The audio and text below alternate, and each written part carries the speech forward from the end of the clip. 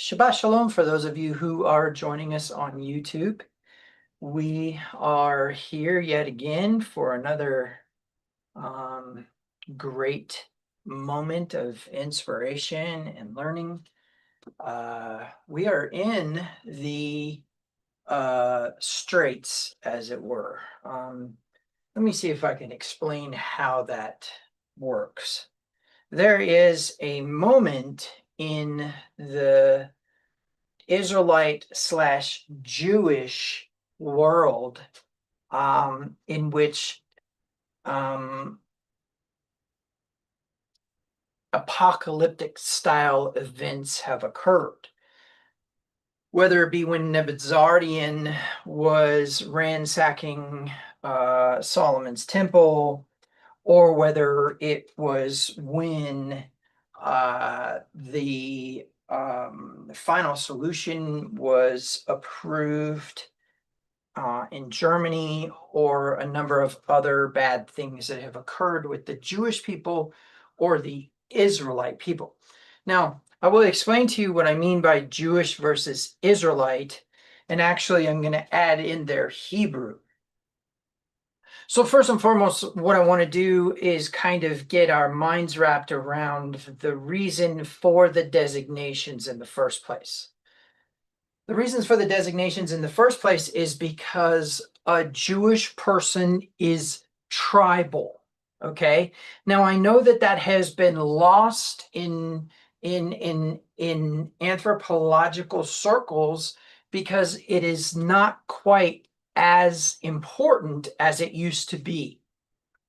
But if I am listening to somebody, the other day I was listening to a radio station out of South Dakota, and it was a Lakota tribal Indian reservation radio station. And in that, he was talking about that he was part of this tribe, and he was saying, "What tribe are you?" Right? Now, you guys who were privy to my earlier TikTok channel that got, I don't know what happened to it. I guess I lost the password or something, and I had to create a new account. But in that earlier TikTok channel, I did have, I did ask a question. I said, for those of you who are Christians, who identify yourself as Gentile Christians, and who hold sacred the book of James, what tribe are you?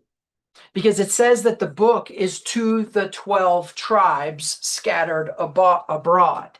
And anybody who's uneducated in that thought process would understand that when it comes to this concept, we are dealing with, which I'm going to explain in a minute, there is an adaptation of the general rules of reality that you would think were inherently Jewish that are actually Israelite and actually furthermore Hebrew, but we'll get to that.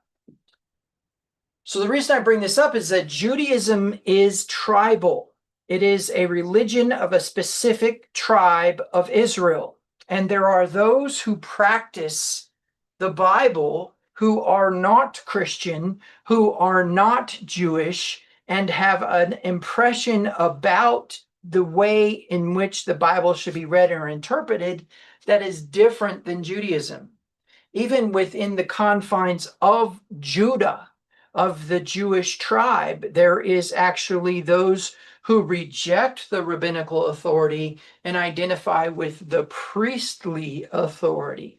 Those are known as Karaite Jews. But yet they're still Jews, right? So Judaism is actually mislabeled. What it should be called is rabbiism or rabbinicalism, right?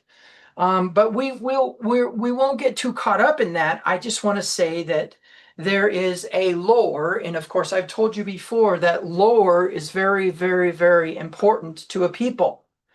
And so when we're dealing with tribes, we have tribal lore. For example, if you were from the tribe of Zebulun or the tribe of Naphtali, you most likely had lore about the sea. They were seafaring tribes, whereas Judah, Benjamin, Reuben, Manasseh, or Manasseh, right? Um, and Simeon actually feared the sea. Because Zebulun and Naphtali and Dan and a number of others, Asher, were all northern tribe, they were very close to the kingdom of Tyre. And Tyre was a sea-dwelling nation. They actually dwelt outward onto the harbor and outward onto the sea, living near the breakwaters, which appear to be either a natural breakwaters or a man-made constructed breakwaters. So the reason why I bring this up is because obviously within rabbinical Judaism, we have a lore, and within Karaite Judaism, we have a lore, and there are others. There are actually Jews who moved to Yemen instead of to the Caucasus, and therefore are not Ashkenazi and are not Sephardic, but are Yemenite Jews, and they have their own lore. In fact, it's actually a very fascinating lore. I would say contextually that one of the best shofars I've ever blown is a Yemenite shofar, because they used what was available to them, right? And I think that is important as well. And so when we are working with a model of culture, we need to understand why this would be important. So it is a Jewish catastrophe that the temple during the time of the Roman Empire was destroyed in the manner it was. It is a Jewish catastrophe that what happened at Masada with the Zealots and with what happened with Rabbi Akiva and his students, and also the culture of Simon Bar Kokhba, right? And then furthermore, it is a tragedy that there was a destruction and a removal of the holy items to the Jewish people, and I'll explain this in a minute, during the time in which Nebuchadnezzar was king. Now, when I say these tragedies, anytime that there is genocide or there is an enslavement of a people, or there is a counterculture invasion upon a culture and people, then I say it's a tragedy. That means that obviously that we should not be displacing people from their homes. That means that we obviously should not be occupying territory that has somebody who is already established on it. And if you think that I'm describing specific countries or choices of specific countries, I'm not. The entire world needs to adhere to a similar equality, that you just don't take land from other people because you want it or because you think it is already yours. Okay. Now, there are ways to deal with that legally, peacefully, et cetera, but in the end, I think it is very important to keep in mind that the tribe of Judah was a singular tribe. Okay. Now, the way it works out, and I'll go ahead and I'll illustrate this on the board, but the way it works out is the land was split up. So I'm gonna explain that really quick, because I think for those of you who are new, I think this is a very, very important foundation to some of the things that I'm going to talk about today, because I want to kind of prove to you that some of the things that are Jewish are actually not Jewish, but are Israelite in nature. And some of the things that are Israelite are actually not Israelite, but are Hebrew in nature, okay? And then you're going to understand a little bit better why Jewish lore might play a role in your life, okay? So here we go. We're going to go ahead and jump over here to the board. And the first thing that I want to do is I just want to go ahead and kind of draw Israel. And I could tell you this is really probably not all that great of a depiction of it. I'm just going to go ahead and identify a couple very specific places on the map. And that's going to be that this right here is probably about where Jerusalem is. This is about where Jericho is. And so I'll go ahead and illustrate this with a thinner brush, let's say. So there is basically the Sea of Galilee here, the Jordan running down into the Dead Sea here. Okay, so that's a basic illustration of Israel. Now above Israel, we'll put this in a different color. We have actually the city of Samaria. Okay, and that's going to be very important here in a minute. Okay, so basically, the way that I want you to think about this is that this area kind of depicts where the tribes were functional. And so we have kind of a boundary line. I'm going to go ahead and draw it in yellow. Actually, you know what? I think I'm going to use, let's use this one. I think will be appropriate. Let's see how that works out. Oh, no, that's not the right tool. Okay. All right. All right, let's try. We'll just go with a thinner line here. I was hoping to have like a dotted line, but that is not optional with this program. So what we'll do is we'll just go ahead and use the blue. No, actually, you know what? Let's use orange here. That's probably the one I want to use. All right, and so basically what we want to do is kind of draw this, and then let's use a different color. Let's say we use purple, and we will draw, nope, wrong pen. Use purple, and we will draw this. And then right above it, we will go ahead and let's do this. Let's illustrate. Let's not use purple. Let's use a different color. Let's use red for this part. And we're going to just draw in this boundary here. Okay, and so the reason why this is important is because of how we're going to break this up. So let me go ahead and label our cities really quick and kind of indicate what each thing is here. Okay. And actually, you know what? I don't need this one. I don't need that at all. We just need Jerusalem. Okay. And so then, of course, I'm going to say this is Jerusalem.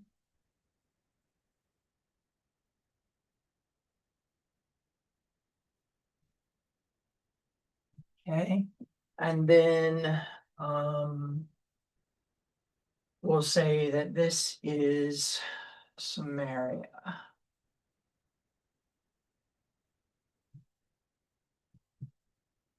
Okay.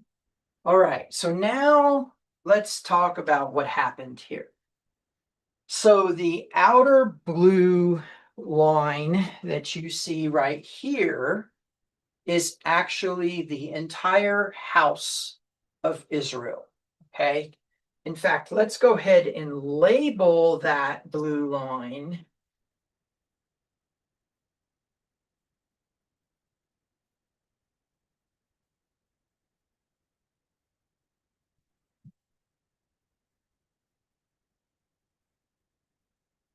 House of Israel.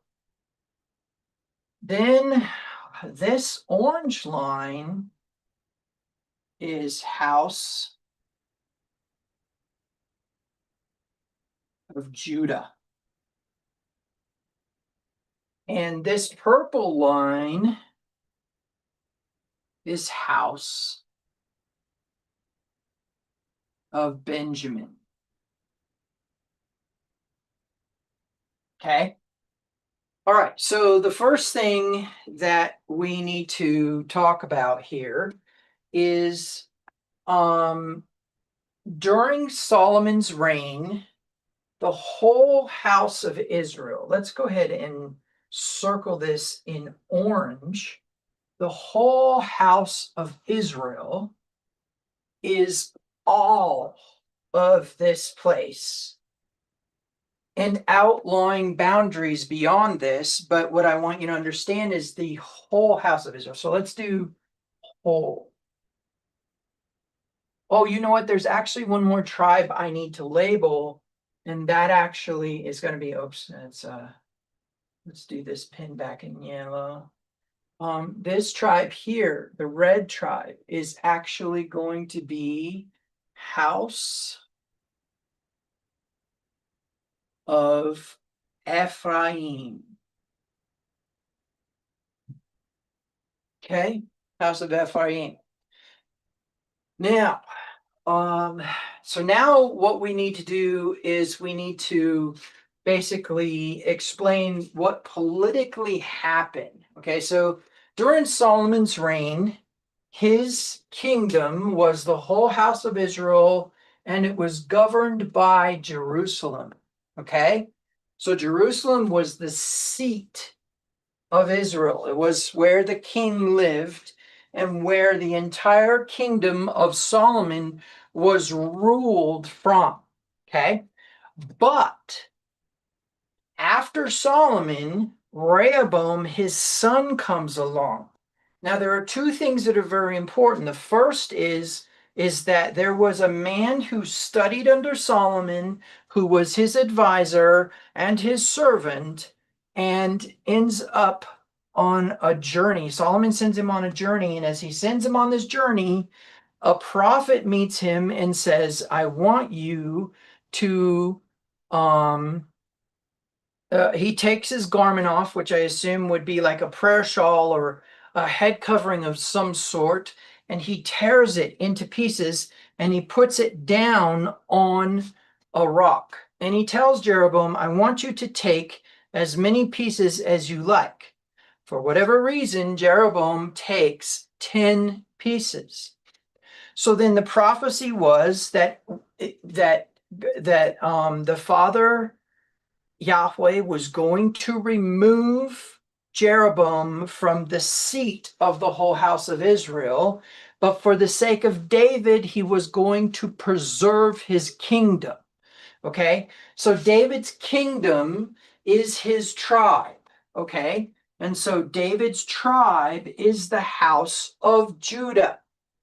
Now, the reason why this is important is because when you hear the word Jew, you need to understand that's referencing the house of Judah. And that's going to be important here in a minute.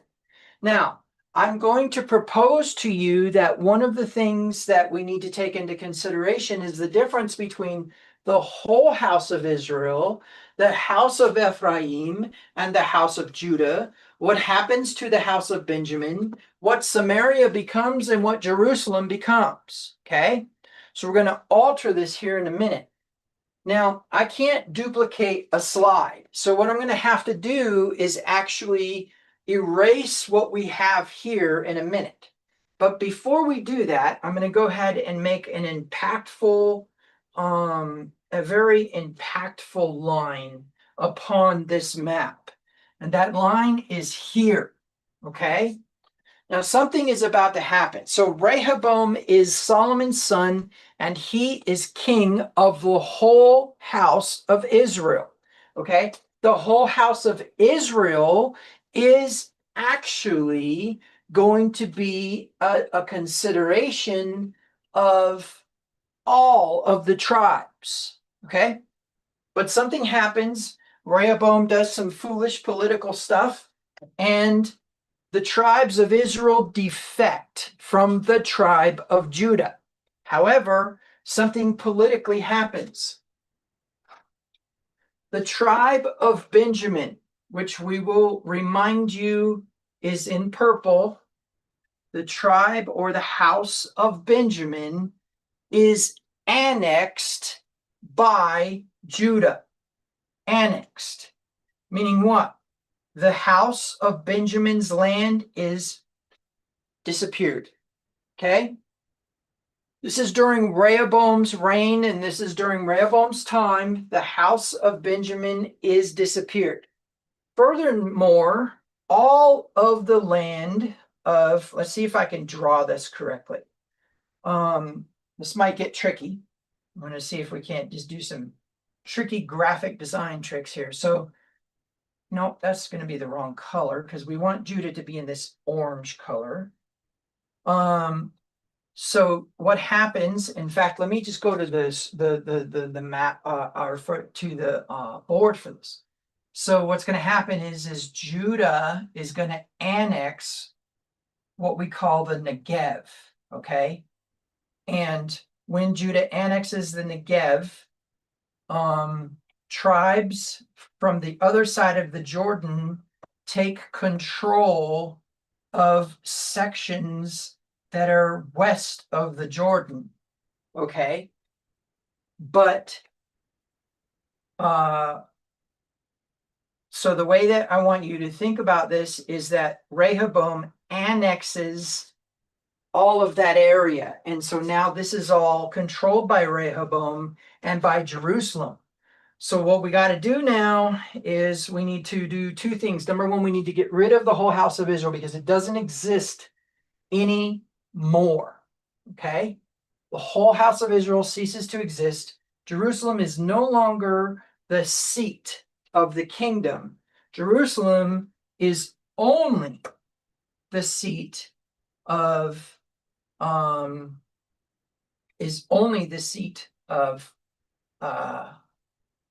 the southern tribe, which I'll explain here in a minute. So the southern tribe, so Jerusalem is still here. It is controlling. So this is politically, there is something very important here. Politically, there is a problem now with religion, and I'll explain that in a minute. You see, Jerusalem is where the temple was, and Jerusalem was the seat of the rulership of the whole house of Israel or the whole house of Jacob.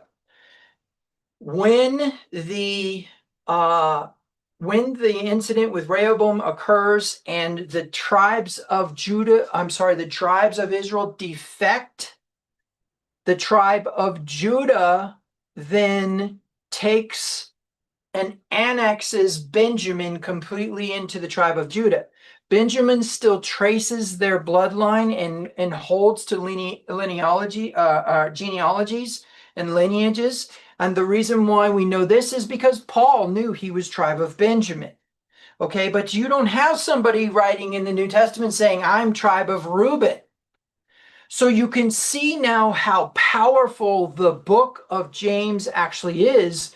James writes to a people who are not a people. I'm going to explain that in a minute. So the next thing that happens is we no longer have this seat of Jerusalem reigning over the entire tribe of Israel. Now I'm going to try to get tricky again here and see if I can get away with this. I'm actually just going to draw the boundaries differently now and see if I can get away with this.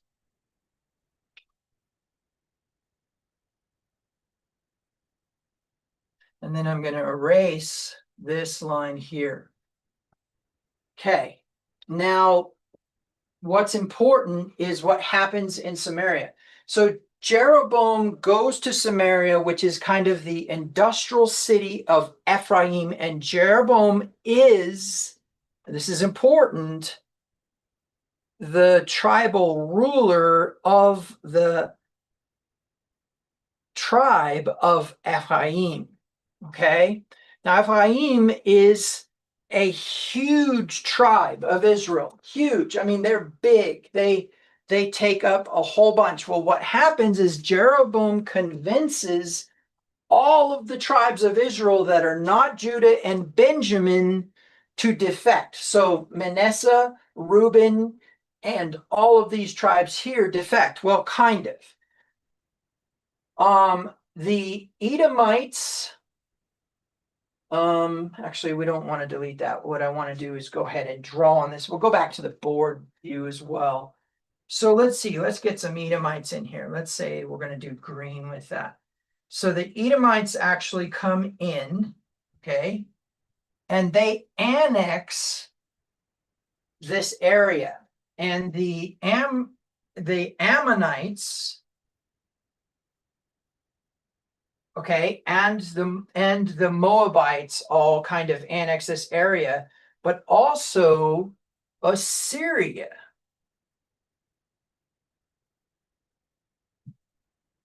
I don't think I spelled that right, but hopefully I did. Okay, Assyria also annexes this west bank of the Jordan. Okay, now the house of Ephraim is this. In fact, let me go ahead and correct this just a little bit. And I will explain why I'm using red here in a minute, because we're going to represent something here. Okay, so Ephraim, we'll just put this square like this to kind of represent the tribe of Ephraim. Let's get rid of this old boundary line because it doesn't exist anymore, and explain that Edom, Assyria, and Ammon all come in and they invade the west bank of the Jordan while there's this political civil war going on well, actually it's not a civil war, but it's more of like a civil division going on. So one of the things we need to do, we need to get rid of Benjamin's, or not Benjamin's territory, but what we need to do is we need to engulf Benjamin into the house of Judah. And so what we're going to do is we're just going to go ahead and get rid of these boundary lines. Okay. And then we'll go ahead and draw them in differently now as well. I don't want to use red. Let's put Judah in its proper color because this is actually Judah's color right here. Okay. So now we have the house of Ephraim, whose seat of rulership, you know what? Let's do that in a different color as well. Let's do it in this color here. Whose seat of rulership is the northern kingdom, which is ruled by the house of Ephraim. Why? Because what did Ephraim do? What did Jeroboam do? He went to the tribes in the northern kingdoms and said, Assyria is coming, we need to unite into one kingdom. And that kingdom was known as the kingdom of Israel. Okay? So we're going to go ahead and we're going to alter these labels a little bit here. Whoops. I'm going to alter these labels a little bit here and go ahead and illustrate this in terms of what it is known as. This is known as the house of Israel.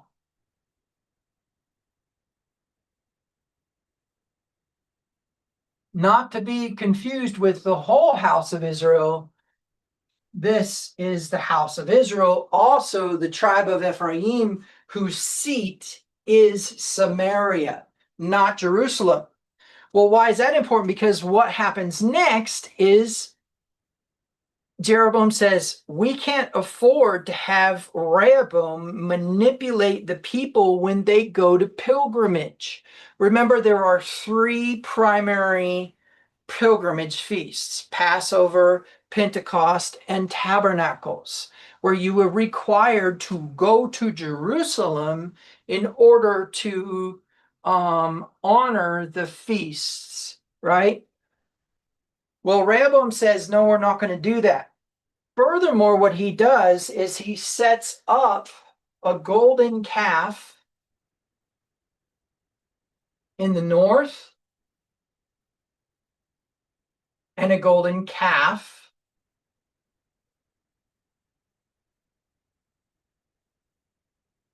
in the south of his kingdom.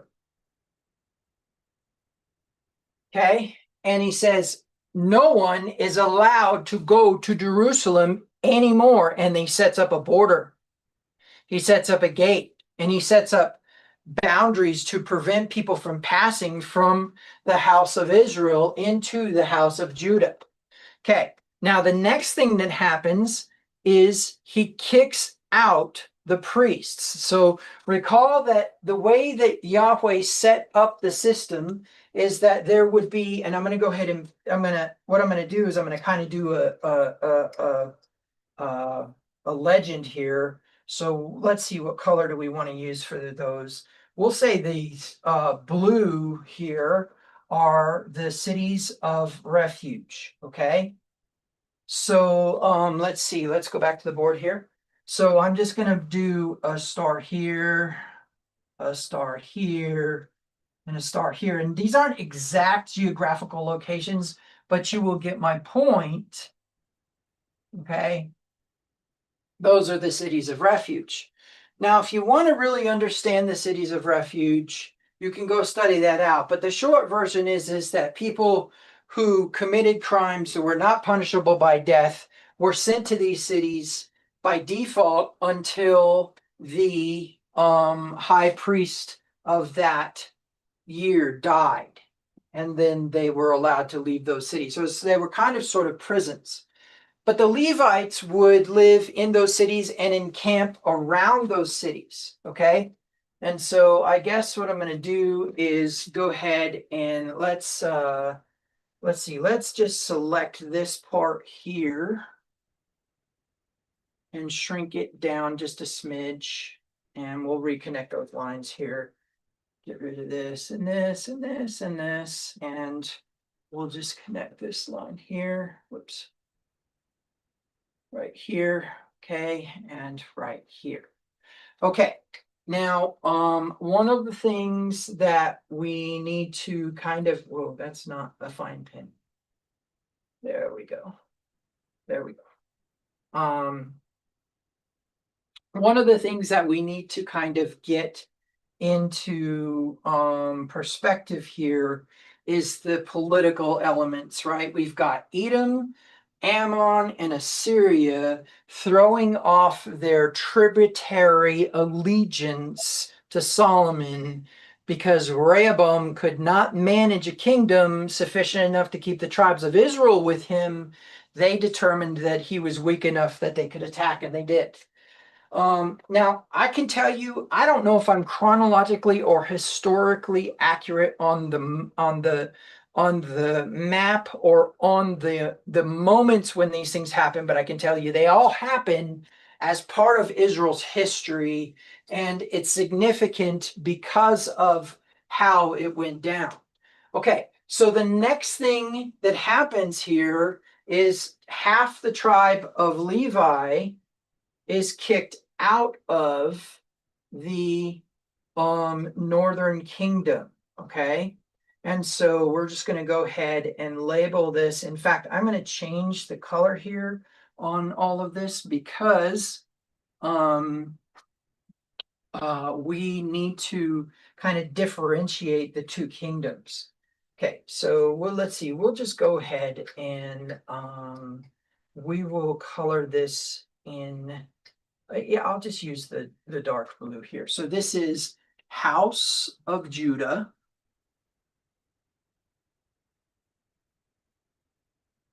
Okay, and in parentheses, I'm just going to put Benjamin and Levi. And the reason I'm not going to say half the tribe of Levi is because that's actually an estimate. But basically what happens is Jeroboam kicks those who are loyal to the temple out of Samaria. Okay, and so all priests who are willing to still work in the temple were allowed to leave peaceably, but were no longer allowed to return to their respective Levite cities.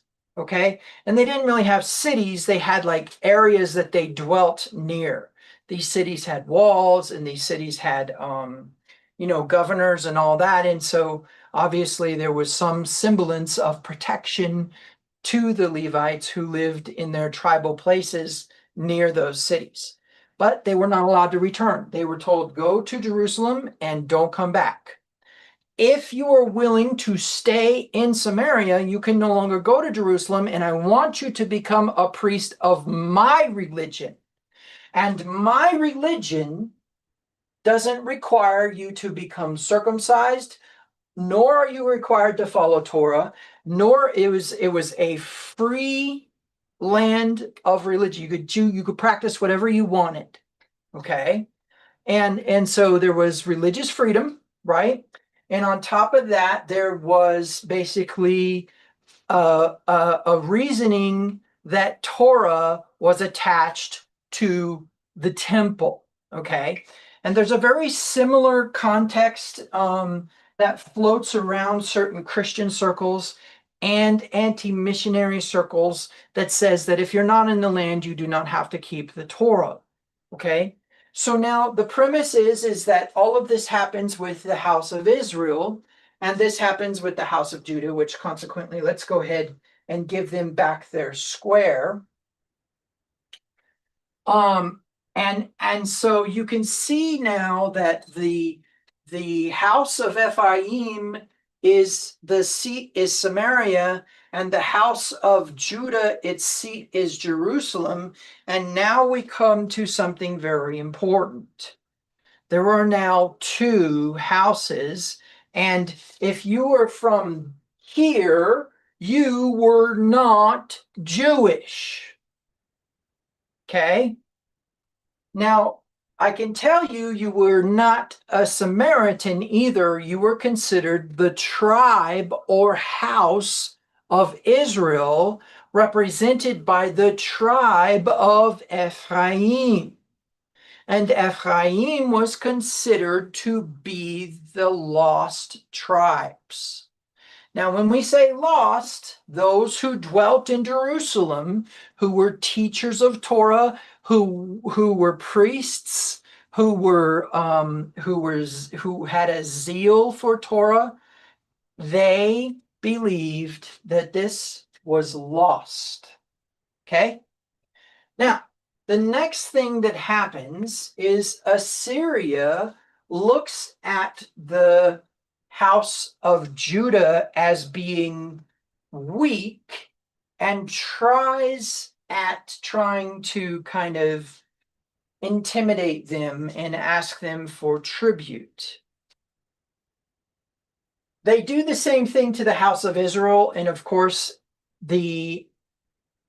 so I can tell you there wasn't actually a bloodline of Jeroboam, but there were a bunch of coups and a bunch of assassinations, and the survival of the fittest and the strongest kind of prevailed.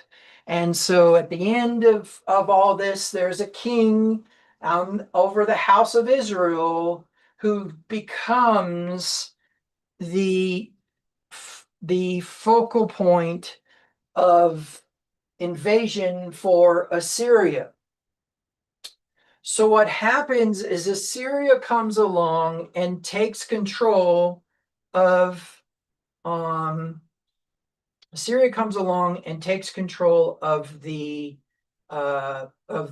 house of Israel. Okay. Now, what they do at that time is they actually take control of the land and remove the people. They unseat the house and they remove the people. Okay? They unseat the house and they remove the people. And so what we need to do is we need to make them completely disappear. I'm going to see if I can get away with this just by doing this right here. That's close. Need to get rid of the golden calf. We need to get rid of Samaria and the cities of refuge. We need to get rid of this whole thing here. Okay.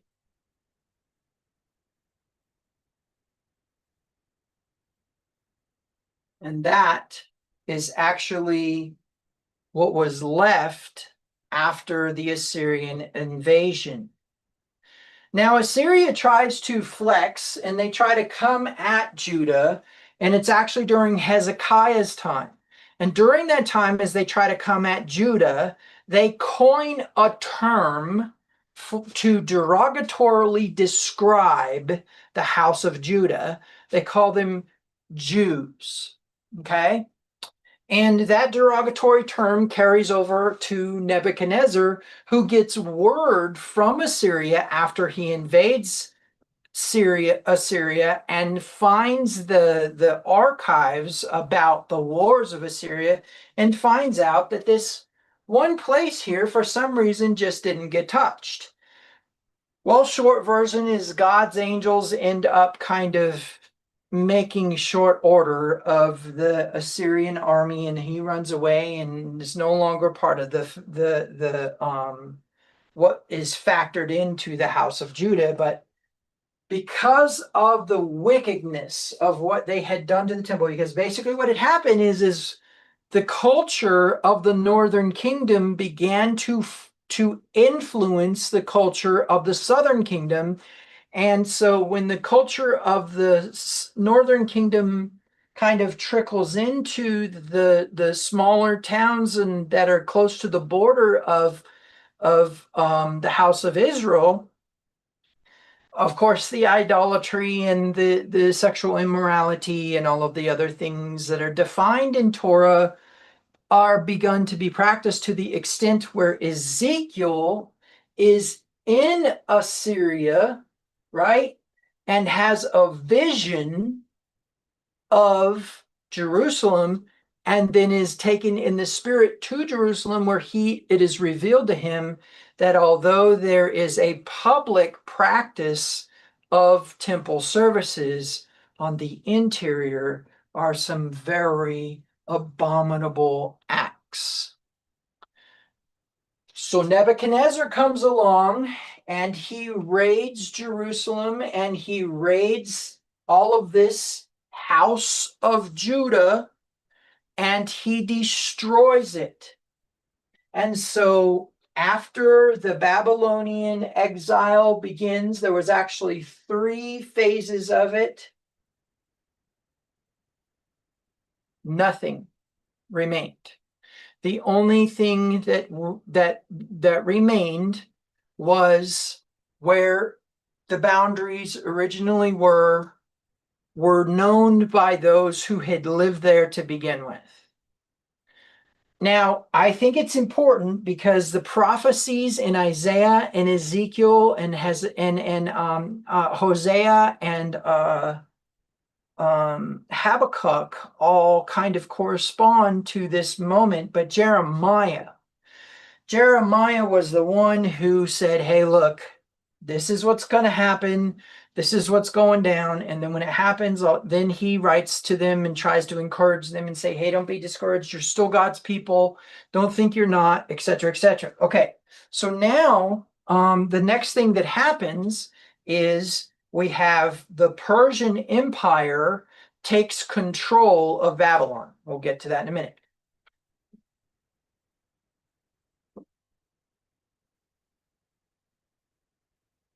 So the Persian Empire comes along and destroys Babylon. And you guys remember the handwriting on the wall, and Belshazzar is basically using the holy implements to drink his wine and give his allegiance to his gods, etc., etc. And of course, then all of a sudden there is this return of the Jews, not Israel. Okay? And so when you are reading the prophets or the New Testament, and you see the word Jews, and in the Greek it's Iudios, it is referring to the house of Judah, the southern tribe, which contains Benjamin and priests. Okay? Benjamin and Levites. Okay?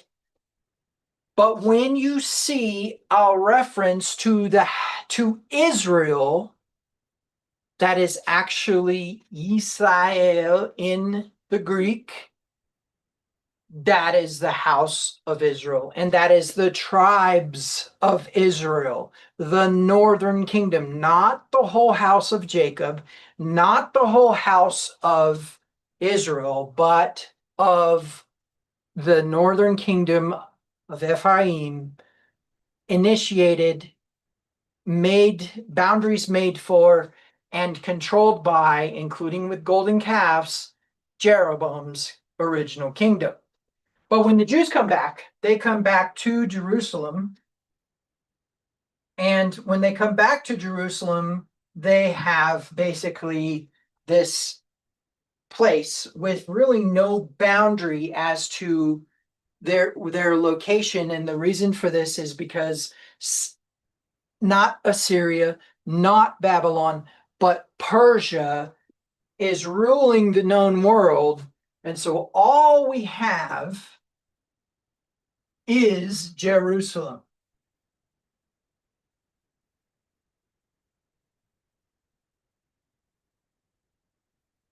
Then the Greek Empire comes along, and what they do is Alexander, according to Josephus, has a vision about the high priest and about Israel and its boundaries. Okay? And those boundaries that he sees in this vision are the original boundaries of the Davidic kingdom, when all of the tribes were united under David. Okay?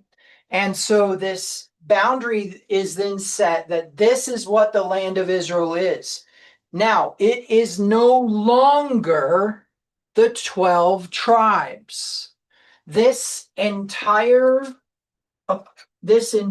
map is Jewish.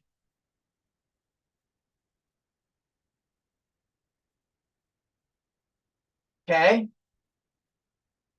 No longer Israelite at all, but Jewish. And by the time we get to Yeshua being on the scene, it is rabbinic, okay? And Sadducean. And there's a split. And that split is not geographic. That split is only political. And there's no areas where there isn't that split. Now, there's a small little area, which I will illustrate with this orange, I think, right here, that is called Samaria.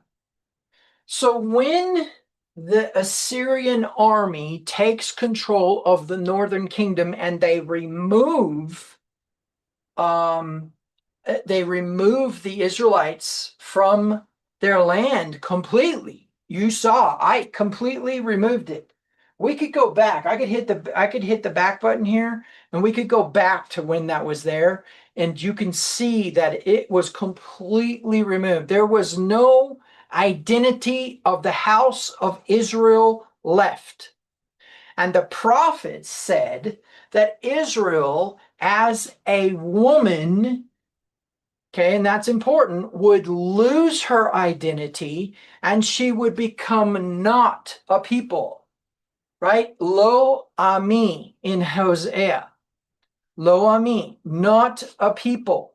And that represented the idea that she would be completely dismissed and removed from the covenant, as it were, and removed to where it says in the prophecies, they would long to worship Yahweh, but they would be forced under duress to worship other gods. This is not Daniel. Daniel was a Jew. This is not Daniel. Daniel was what?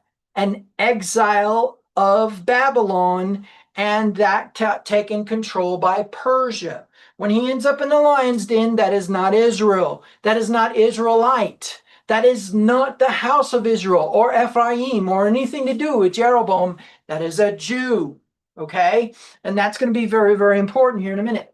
Now, the reason I bring up the Samaritans is because who was brought back to the land were Gentiles from the land of Elam.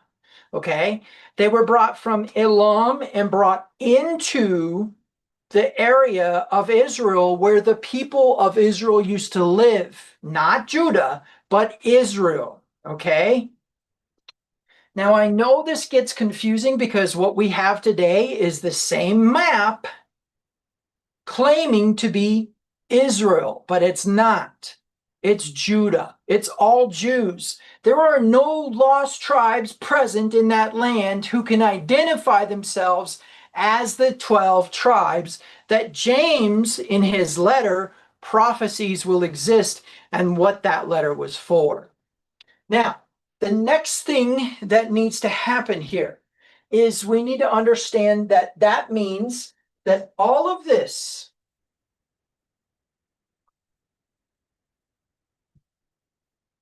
is Judah. Now, the southern area is known to the Jews as Judea, right?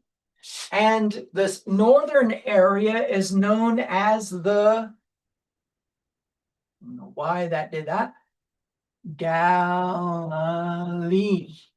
right? This is the Galilee. That is all Jewish, okay? Now, the reason I bring this up is because there are prophecies about Israel that people right now are trying to assign to the land of Israel because they don't understand that it is referencing the northern kingdom. And they're trying to superimpose it upon what's happening now. Now, some ones that you might want to pay attention to is, for example, the mountains of Israel, which is mentioned often, is actually the territory of the West Bank. Okay? And you need to know that anytime that there's a reference to the Philistines, that's Gaza. Now, I won't get into all that political mess, whether something is Palestinian or whether it is Israelite, because truth be told, is the only time that there was an actual limited identification of a whole land being Israelites was during David's time. And since then, there has been a very different thing. What I mean by that is during Solomon's reign, he did not call it the house of Israel, the tribes of Israel. He called it his kingdom, the kingdom of Solomon. Okay? But when Rehoboam comes along, he tries to play that same game, and of course, the tribes defect. Okay. What does this mean? Well, you have to be careful because what does it say? It says in the Torah, speak to the sons of Israel, right? Okay. Now, it is very important that you understand that when Paul references Israel, he's talking about the northern kingdom. But when Torah references Israel, it's talking about the whole house of Israel. Now, people make the mistake of calling the covenant that was made at Sinai the Mosaic covenant. But what you need to understand is that the Mosaic covenant was actually a covenant with Israel. But the new covenant or the renewed covenant, the Chadashah, the Brit Chadashah, the Brit Chadashah is actually to the house of Israel, not Judah. Judah has a very different kind of covenant, which I'm not going to explain today. But when I explain the house of Israel, we know we're talking about the northern kingdom because this is during Jeremiah's time, Jeremiah chapter 31 through 34, right? But here's the part that's important, is Jeremiah is a Jew from the house of Judah after the Assyrian Israelite exile. So when he references the house of Israel, he's not referencing Judah.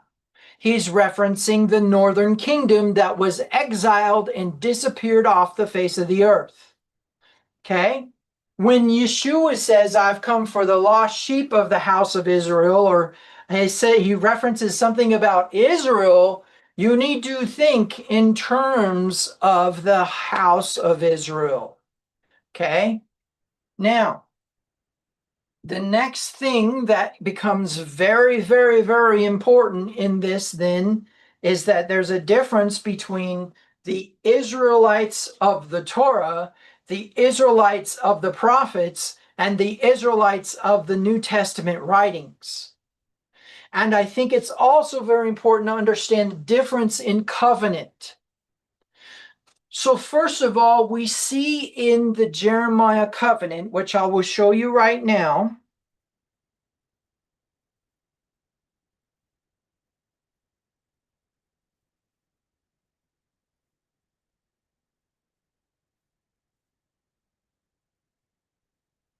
Okay, and specifically, we're going to go down to 31. And I think I will stick with the NASB, but I may jump around. We'll see, because it just really kind of depends on the wording.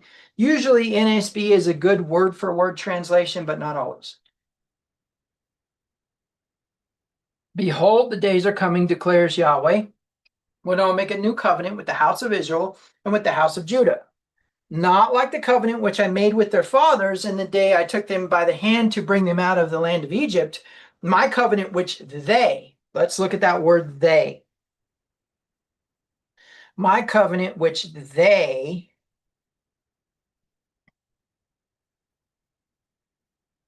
right there, they, which is him, which is what?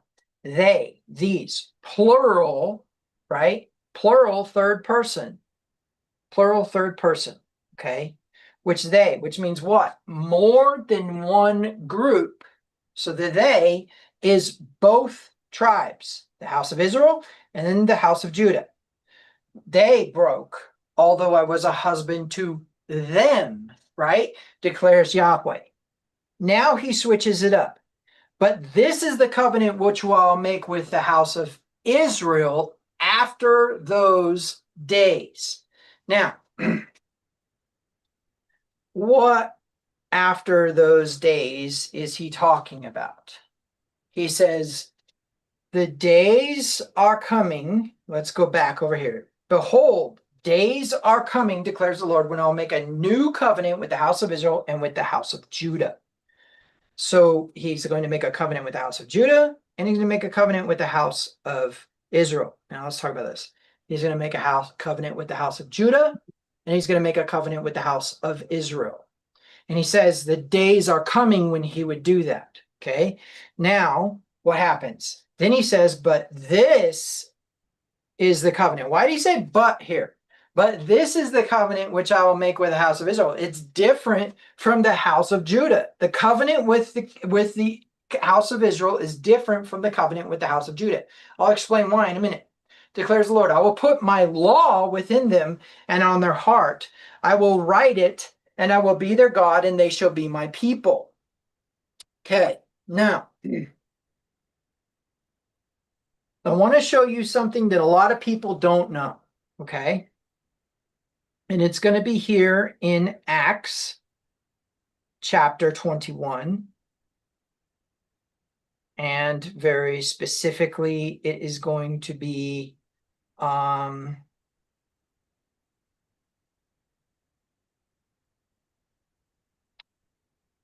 verse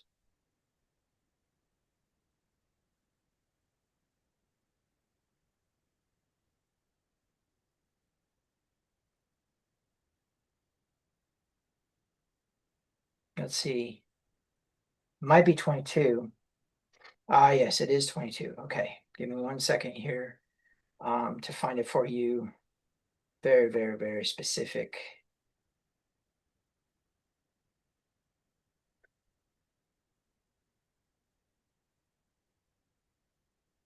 All right. 22, 21. I had a little bit mixed up here. Okay.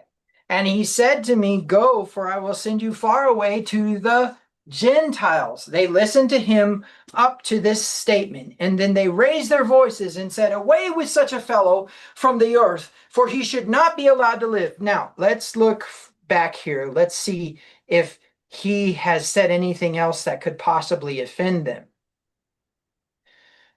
So let's see, let's go back to, So let's start in verse 12. A certain Ananias, a man who was devout by the standard of the law and well spoken of by the Jews who lived there, came to me and standing near me said, Brother Saul, receive your sight. And at that time I looked up at him, and he said, God of our fathers has appointed you to know his will and see the righteous one and hear an utterance from his mouth. For you will be a witness for him to all the men of what you have seen and heard. Now, why do you delay? Get up and be baptized and wash away your sins, calling on his name. It happened when I returned to Jerusalem. I was praying in the temple, and that I fell into a trance, and I saw him saying to me, make haste, get out of Jerusalem quickly, because they will not accept your testimony about me. And I said, Lord, they themselves understand that in one synagogue after another I used to imprison and beat those who believed in you. And when the blood of your witness Stephen was being shed, I also was standing by approving and watching out for the coats of those who were slaying him. And he said to me, go, for I will send you far away to the Gentiles. Now, Paul does not get in trouble with the Jews until he brings up the Gentiles. What people don't realize is why. You see, there is this thing. I mean, I've seen it on The Chosen. I've seen it in other Christian videos. I've seen it in certain Jewish statements. I've seen it all over the place, indicating that the Gentiles are the people who are not Jewish. But there is a big, and I mean big, problem with that. And the big problem with that is contained in the context of an ideal. The ideal that we are the ideal that we are discussing here has to do with the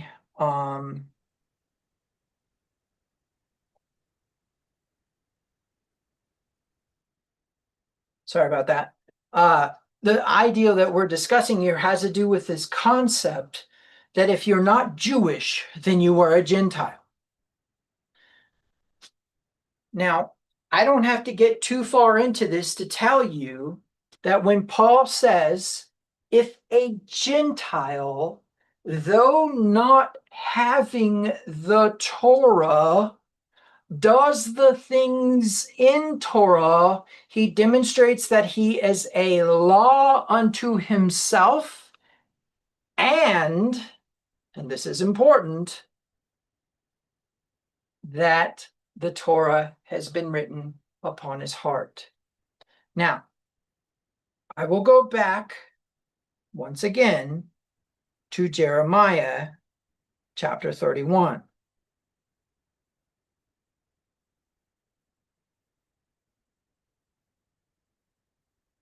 Okay, starting in verse 33, I believe. But this is the covenant which I will make with the house of Israel after those days, declares Yahweh. I will put my law within them and write it upon their heart. On their heart I will write it, and I will be their God, and they shall be my people. Now, what is Lo Ami? Not my people. Who was that written to? Who was that spoken about? Right? Well, we have to go to Hosea for that. And you guys know the story of Hosea, of what happened with Hosea. And it says, during the days of Uzziah, Jotham, Ahaz, and Hezekiah, kings of Judah, and during the days of Jeroboam, son of Joash, king of Israel, when Yahweh first spoke to Hosea, Yahweh said to Hosea, go take to yourself a wife of harlotry and have children of harlotry, for the land commits flagrant harlotry, forsaking Yahweh. So he went and took Gomer, the daughter of Diblaim, and she conceived and bore him a son. And Yahweh said to him, name him Jezreel, for yet a little while, and I will punish the house of Jehu for the bloodshed of Jezreel, and I will put an end to the kingdom of the house of Israel. So who are we talking about here? Are we talking about Jews? Nope. Not even a little bit. Are we talking about the house of Judah? Nope. Not even a little bit. Are we talking about the southern kingdom? No. Are we talking about the Babylonian exile? No. Why is this important? Because some anti-Semites like to tout that this is proof that Yahweh has rejected the Torah and has rejected the Jews and replaced them with the church. I could vomit with that information. Okay? But this, on the other hand, seems to be indicating or declaring that it is actually the house of Israel that we are talking about. Now you know this. And on that day I will break the bow of Israel in the valley of Jezreel. Then she conceived again and gave birth to a daughter, and the Lord said to her, name her Lo Ruhamah. I will no longer have compassion on the house of Israel, that I would forgive them. What is Ruhamah? Well, it's actually Ruchama. It's from the root word racham, which means compassion. No compassion, right? Lo Ruhamah. But I will have compassion on the house of Judah and deliver them by Yahweh their Elohim, and will not deliver them by bow, sword, battle, horses, or horsemen. When she had weaned Lohumah, she conceived and gave birth to a son, and Yahweh said, name him Lo Ami, for you are not my people, and I am not your God. Yet the number of the sons of Israel will be like the sand of the sea, which cannot be measured in number. And in the place where it is said of them, you are not my people, it will be said to them, you are the sons of the living God. And the sons of Judah and the sons of Israel will be gathered together, and they will appoint for themselves one leader, and they will go up from the land, for great will be the day of Jezreel. Now, why did I bring this up? Because you need to gain the wisdom here that's lost in the translation that's being spoken from the pulpit. Israel is not the Jews. The Jews are part of the whole house of Israel as the tribe of Judah. So when you say, I support Israel, no, you don't. You don't even know what that is over there right now. But at the very least, it is Judah. And the prophecies concerning Judah will be applied to Judah. And the prophecies concerning Israel will be applied to Israel. And even though that we have a state recognized by the United Nations as Israel, they are Jews. The reason why this is important is because now we need to go and ask the question, if the Jews were given instruction and they claim that this is how things are supposed to go and what you're supposed to do with a feast day and all that, then we need to accept and understand that that's very possible, that that's not just a Jewish thing, but it could be a Gentile thing as well, if you understand how the rabbis at the time of the coming of the Messiah believed about the house of Israel and the lost tribes. Now, Rabbi Shaul, who the Greek claims has the name Paul, but there's never really an official changing of the name or a giving of the name. Of course, you could argue that there's no official giving or changing of the name of some of the disciples as well. They just appear to have different names at different moments.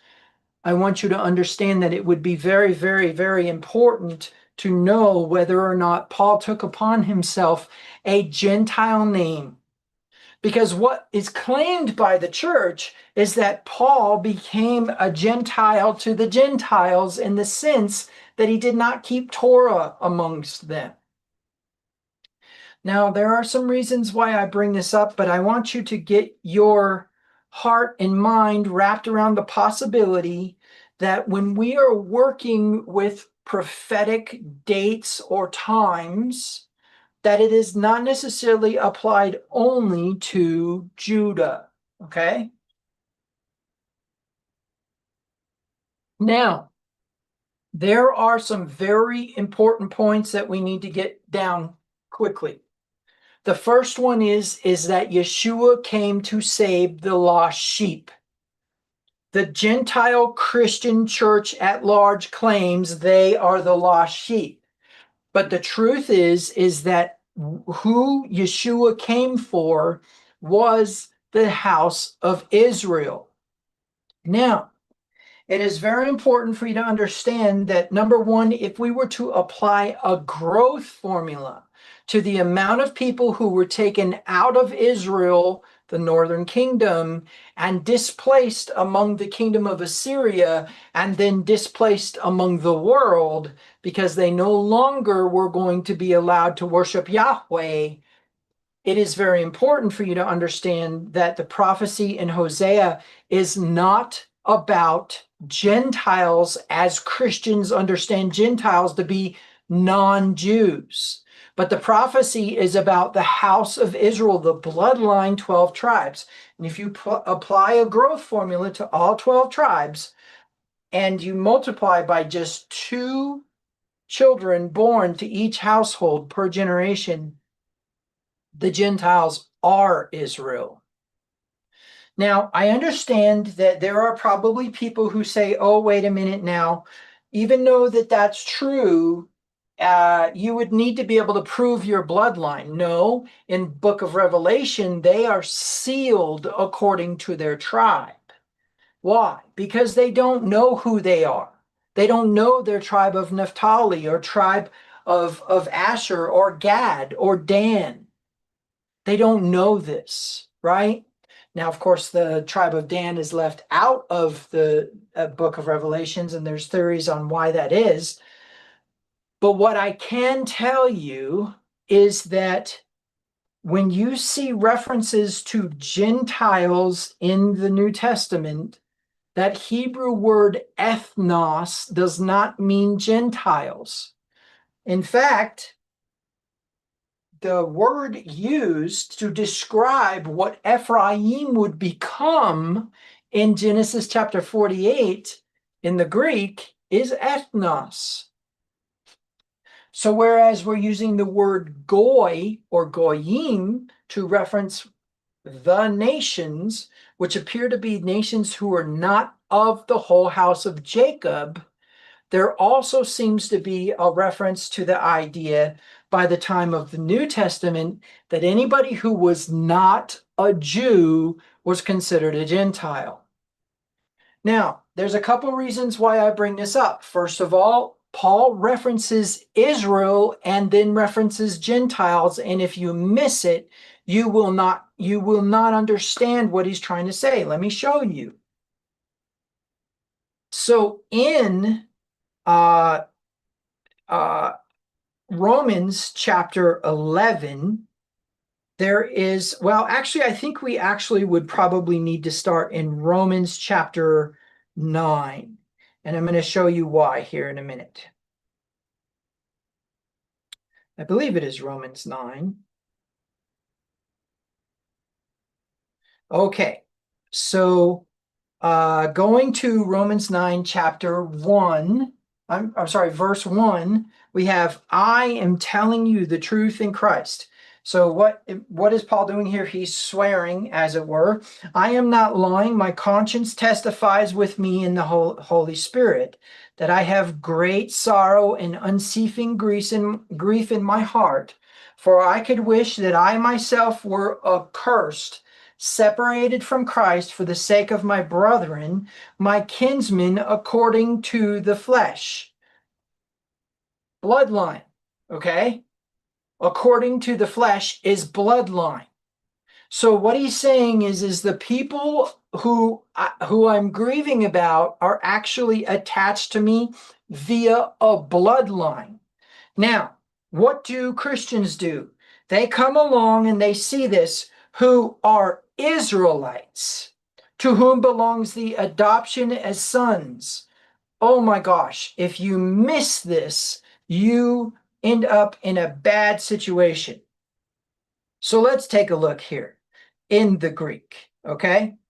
In the Greek, we have the word Israelite, and that is it right there. That is iota, right? And that is ye, right? Ye. Yisra le tese, right? Let's listen to it a second. Strong's G 2475, Israelites. Israelites. I was close. Okay, and so what's my point? This is not Judah. This is not Judah who he's speaking of. You see, the thing crashed on me. There are Christians who are preaching from the pulpit that this is a reference to the Jews who don't believe in Christ, and they are so mistaken. But what's important is what comes next. So the next thing that happens is as we move through this, then we know that it is actually going to be referencing some things about the sovereignty of God, etc., etc. But down here in verse 25 of Romans, it says, as he says also in Hosea, I will call those who were not my people, and her who was not my beloved. And it'll be said that in the place where it was said to them, you are not my people, they shall be called sons of the living God. Isaiah cries out concerning Israel. Though the number of the sons of the Israel will be like the sands of the sea, it is the remnant that will be saved, for Yahweh will execute his word on the earth thoroughly and quickly. And just as Isaiah foretold, unless the Lord of the hosts has left to us a posterity, we would have become like Sodom and would have resembled Gomorrah. Now look at what he says in verse 30. What shall we say then? That Gentiles who did not pursue righteousness attained righteousness, even the faith of righteousness, which is by faith? He quotes Hosea and Isaiah that are referencing the house of Israel. And then he immediately jumps and talks about what? He talks about the Gentiles, which consequently that word Gentile in the Greek is as follows. The word Gentile in the Greek is as follows. Strong's G 1484, ethnos. Ethnos. Right. Okay. And that is what? A multitude, right? But now what I want you to do is I want you to see, I'm going to jump over here to the LXX Greek right here. Okay. I'm going to jump over to that. And then I'm going to go down and I'm going to reference Genesis chapter what? Chapter 48:19. Right there. Okay.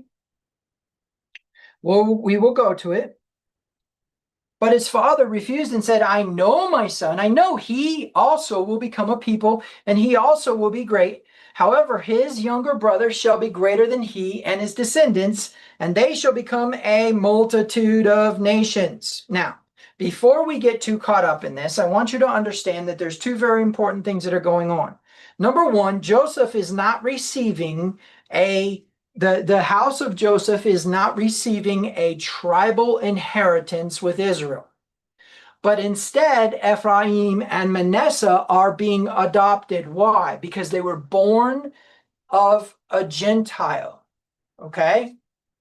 So from that perspective,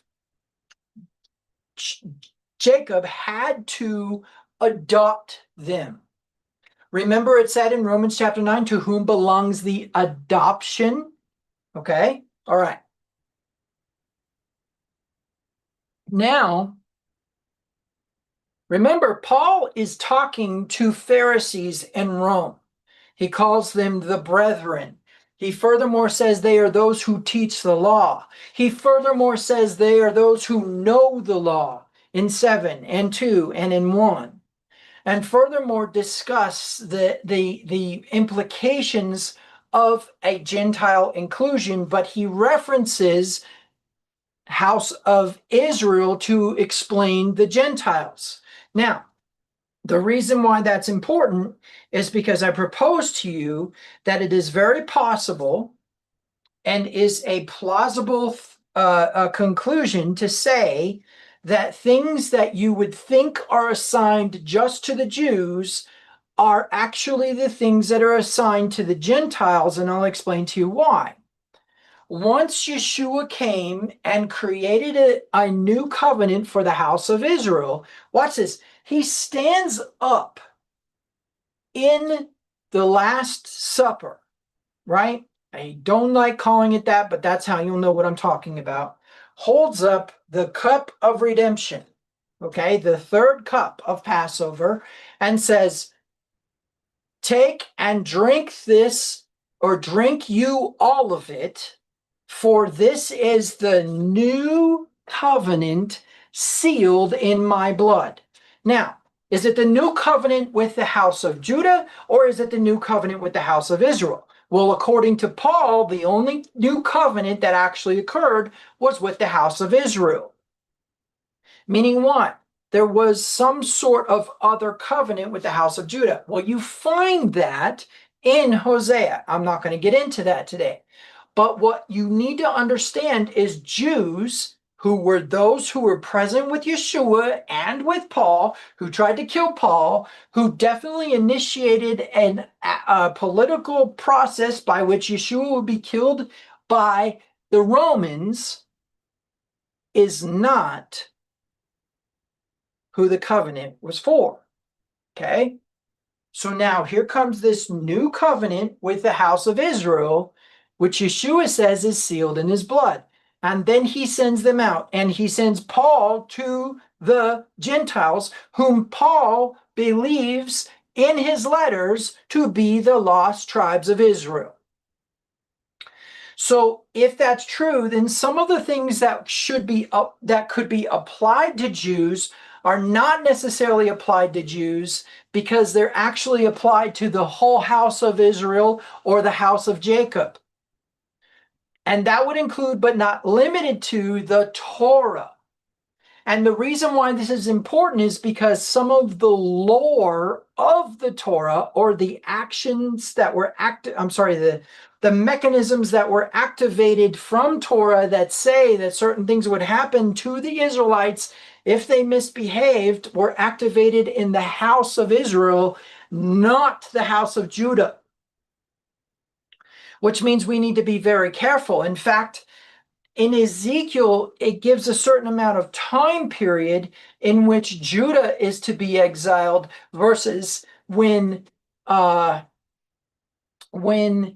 Israel is to be exiled, and how much time we need to add to those as a result of the 7 times 7 reference in Leviticus 26. That's not because I want to go set dates, but that's because I want you to understand that there was a moment in time when Yahweh removed the problem that was present between him and Israel through Yeshua's death and brought in those who were lost. Now, before you think that what I'm saying is that Gentiles are not included in the covenant, you need to rethink what I'm saying. What I'm saying is that you who claim to be a uncircumcised Gentile who's been included in the covenant need to understand it's because you're the house of Israel. Where this really comes into importance is when we start to understand reality a little bit different. Because things that would apply to you because of Yeshua's death that you think don't apply to you automatically without your permission. It doesn't care whether you like it or not, or whether you believe that you are actually a part of it or not. There is written upon your heart the Torah, according to Jeremiah chapter 31. Now, where this becomes important is because of what happens when the mechanisms of Torah are activated, how things start to fall into perspective, okay? Now, we have referenced that this is the golden calf season and that this is the time when the bride falls asleep, and all of the people of the marriage supper fall asleep. but only the wise virgins actually have the oil.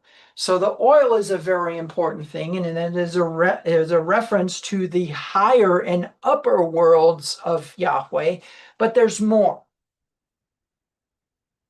This is also the season of what we call the straits. Judaism traditionally and somewhat in Talmud references a time between the time of the 17th of Tammuz, which unfortunately the only way we can reference a Jewish month is to call it by its name, even though that is actually a false god and we're not supposed to have the name of those gods upon our lips. The only way we could really reference the 5th month as to what it is in Judaism, because that's what they brought out of Babylon with them, is these months in this way. But in the 5th month, the 17th of the 5th month, there is actually, or maybe it's the 4th month, there is actually a moment when the golden calf was made. There's a time moment. Now, between the time of the golden calf and the time of the destruction of the first temple is only 3 weeks. Now, I know there's thousands of years in between those two, or maybe hundreds of years in between those two. But what I mean is the date in the year. Okay. So 3 weeks after the 17th of Tammuz is the 9th of Av. Now, what's important about that to know about that is that means that during those 3 weeks, something happens with the Jewish people. However, something happens with the Israelites as well. So there is some sort of dysfunction and disconnect that occurs with the people of God, with the people of Yahweh, whether it be Jews or Israelites who are, according to Paul, Gentiles. Okay? You saw that he quoted Isaiah and Hosea, which were about the house of Israel, and then jumped straight to the Gentiles. Paul believed that the Gentiles were the lost house of Israel. And so that means that any type of thing that's occurring upon the earth is actually a mechanism of Torah. So what's happening in this season? Well, you will recall that I have this really simple diagram. Most of you know it. Most of you have probably memorized it or had some sort of you've had some sort of experience with it, but you know how I do this, right? You know that I draw this with a green line first, right? This green line going up and then coming down. And you know also that I draw this red line going down and then coming up. And you know that this is the reference to Passover. So I don't have to do a whole lot of work here. Okay.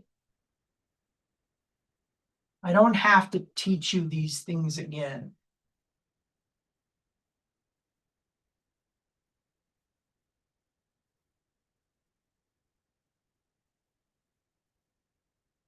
But this point right here is the climax of the golden calf season. So this is the wilderness season in which the Israelites cried out and said, God brought us out into the wilderness to die. And this is the golden calf season, which is basically the season in which we say, oh no, this is the God who actually brought us out of Israel, or I mean out of Egypt. It is the spiritual low. Now, if you need evidence that my diagram actually is inaccurate in terms of what's happening in the world, you need only to begin to investigate the prescribed feast days and match up their dates with cataclysmic events in the world. And you will find that the 7th month is reserved for some pretty nasty things to happen. And if you really, really explore it, it's actually sometime during the 7th year. Okay. And I won't get into that today, but what I want to say is that this applies to the house of Israel and the house of Judah. Why? Because it's commanded in Leviticus to be practiced and to be kept and to be honored. And these are the seasons of the year that occur every year during this time. Right now, we are in the golden calf season, and between this point, let's do it this way. Between this point and this point, let's go ahead and let's make that bigger. And we'll put it down here.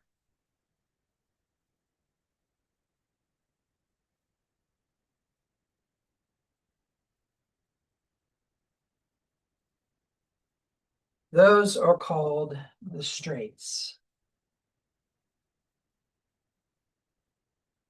And they're called tribulation.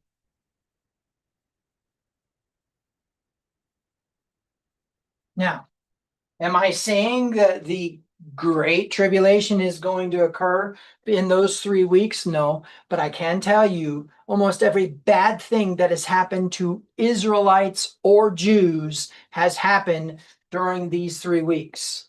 Okay? And I also want you to understand that during those 3 weeks, the world falls into distress, because you need to understand this green line is spiritual availability of energy from the intensification of all power in the universe. He withdrew because of the golden calf, and he offers huge plenty and replenishing during the season in which they were to be hungry, so that they would not say that they live on bread alone, but that they live on every word or thing that proceeds out of the mouth, or the vibrational energy of God. You see, there is no mouth in heaven. In fact, heaven itself is just an energy. There's no location of heaven. Yeshua tried to tell you that, but you didn't listen. Okay, so now when we are thinking about the straits, right? When we are thinking about the distress, we need to think about how we respond. So the rest of this message and the messages that follow, which I'm not quite sure how that revelation is going to occur. I'm not quite sure what exactly I am going to receive in terms of teachings, but I do know that this is more than one part, and I don't know that the only way I know it's more than one part is because there's no way I'm going to get through everything today. Okay. But at the same time, I still try to listen to the wind and experience that moment of saying, okay, yep, that's a confirmed message. So here we go. What has Christianity done to your mind? What is the proper understanding? And what is the problem? Okay. So let's start at the beginning. First and foremost, you need to understand that if you think for a moment, because your systematic theologists have claimed it, that the 66 book compendium of the Bible has not had some sort of translational bias or error, you need only study 1 semester of textual criticism. If you compare verses from the NIV and the NSB, or the NIV and the King James in the prophets, oftentimes you will find a miswording. But what you need to understand even more, and this is something that a friend of mine pointed out that just blew my mind. He said, why would you need a copyright on a translation of the Bible unless you were changing something. In other words, why would you need a new copyright? Why is there a Zondervan copyright? And there is an International Bible Society copyright. And there is, the Harcourt copyright. Holman Christian Standard copyright. Why? Why are those there? Why is that way? Because you're going to change something. Now, does that lean towards malevolence? Not necessarily, but now I'm going to say this and I'm going to put it simple. There was a political necessity for the Anglican, Protestant, and Catholic Church to control the people because fiefdom and the process of peasantry were a necessity for the mechanism of monarchy and popery to exist. And I don't mean popery as in the well-scented oils or flower petals. I mean the rulership of the Pope as a mechanism of that style of government and economy.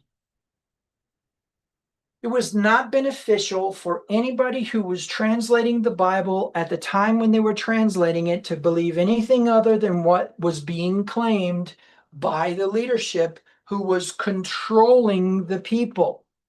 They removed from your Bible things that they believed would be a threat to their political system, not a threat to your soul. And it is also absolutely imperative that you understand that theologians came along and perpetuated the same hogwash because the secret society, not secret societies, the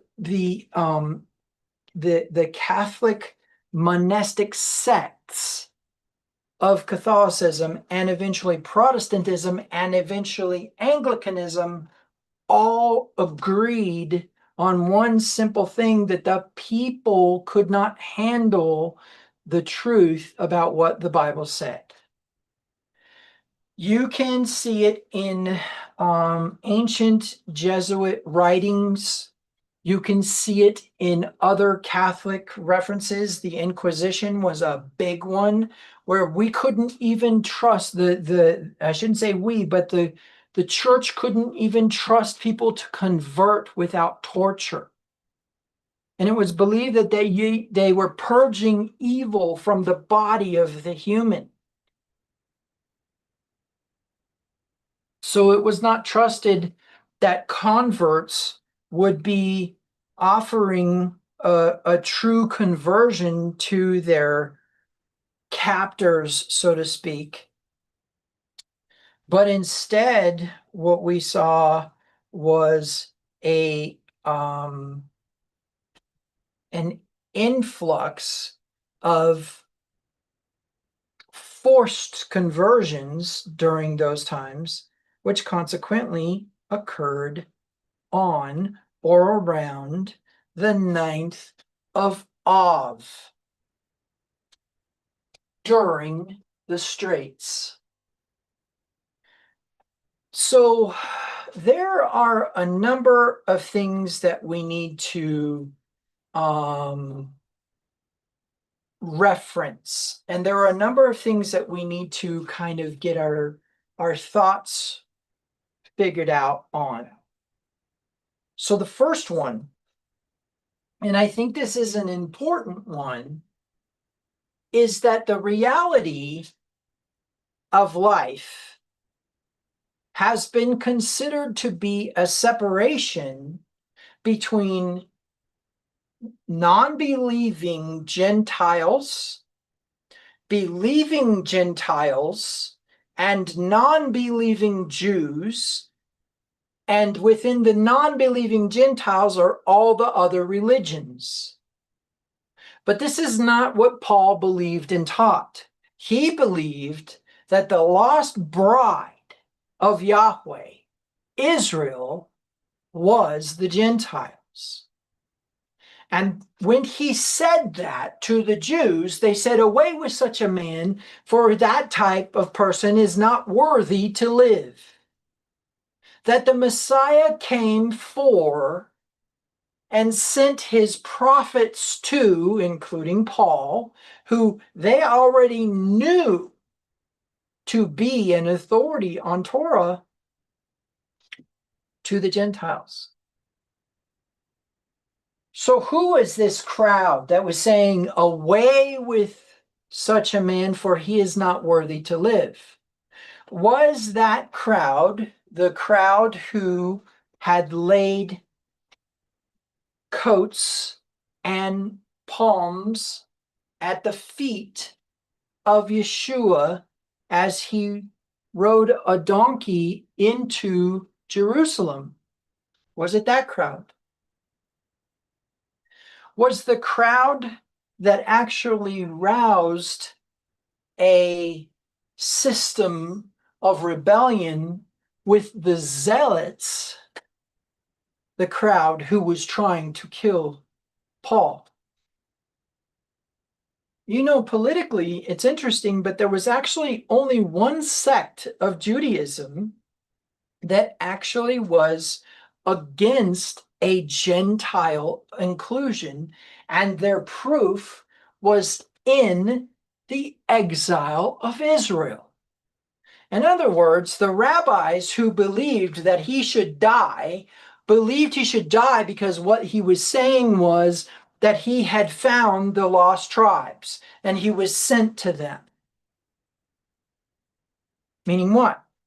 Meaning this Torah right here, these commandments to honor Passover, honor Pentecost, honor tabernacles, was all about the Gentiles or the northern kingdom. Why? Because Jews kept Passover. Anybody who has watched the current shows, as it were, whether it be The Chosen or House of David or any of the other historically accurate depictions of the Bible, all show the people of Israel honoring, and I say that very loosely, the people of Israel, because it shows the Jews with Yeshua in The Chosen, and it shows the people of Israel during David's time honoring Torah, keeping the Sabbath, Passover, tabernacles. And yet, very unfortunately, there's a belief that there's still that separation. Well, who created that separation? The Council of Nicaea and Constantine created that separation. Now, it is very important for you to understand then that this straits is actually applying to you, whether you are a Jew or an uncircumcised Gentile Christian. That the world right now is experiencing a hunger of spirituality, and that the golden calf is the solution to the brain who experiences that dip in spiritual connection. The bride, which would be this line right here, is asleep, has dipped down into sleep. The ego, flesh, and all of the mechanisms of self-reliance have been brought to the forefront. Now, we have done some things to really, really screw this up. For example, I want you to think about the danger that we have fallen into of believing that this is deterministic in nature. Believing that you have to check with God for what color of dress to wear, or what bracelet to wear, or what music to listen to at that moment, or what other thing should or ought to be. when truth be told is that from the beginning there's been a demonstrative reality in front of you that you refuse to accept because of the manipulations of the control of the church that have indicated that it is good to submit to an authority above you in the sovereignty and the wrath of God. And yet, what does Paul say? A nation is brought to repentance not because of the wrath of God. In other words, they don't change their ways because all of a sudden things get crappy. They change their ways because all of a sudden something gets good and they feel guilty. And that's what he said. He said the guilt will enter your mind, the conscience will enter your mind and tell you whether or not you are violating Torah or not. Now, the reason why this is so important is because during the golden calf season, there will be a desire to justify yourself in not honoring Torah. Well, that's standard for you Christians. But for those of you who are Torah observant, prepare yourselves for the reality that there's going to be this, it may not be that big of a deal feeling inside of you because the Torah that's been written on your heart is actually falling asleep. And your ego and your best ideas and your best thinking and your beliefs about a solution to that dip in spiritual intensity after having experienced the high here is too much to bear. And we become reactive. Now, where this becomes important is in the reality of determinism versus indeterminism and the balance between the two. Do we have a sovereign God? Absolutely. And I use that word God as a Christian. I'm speaking as a Christian now. Do we have a sovereign God? Yep, we do. Do we have free will? Yes, absolutely.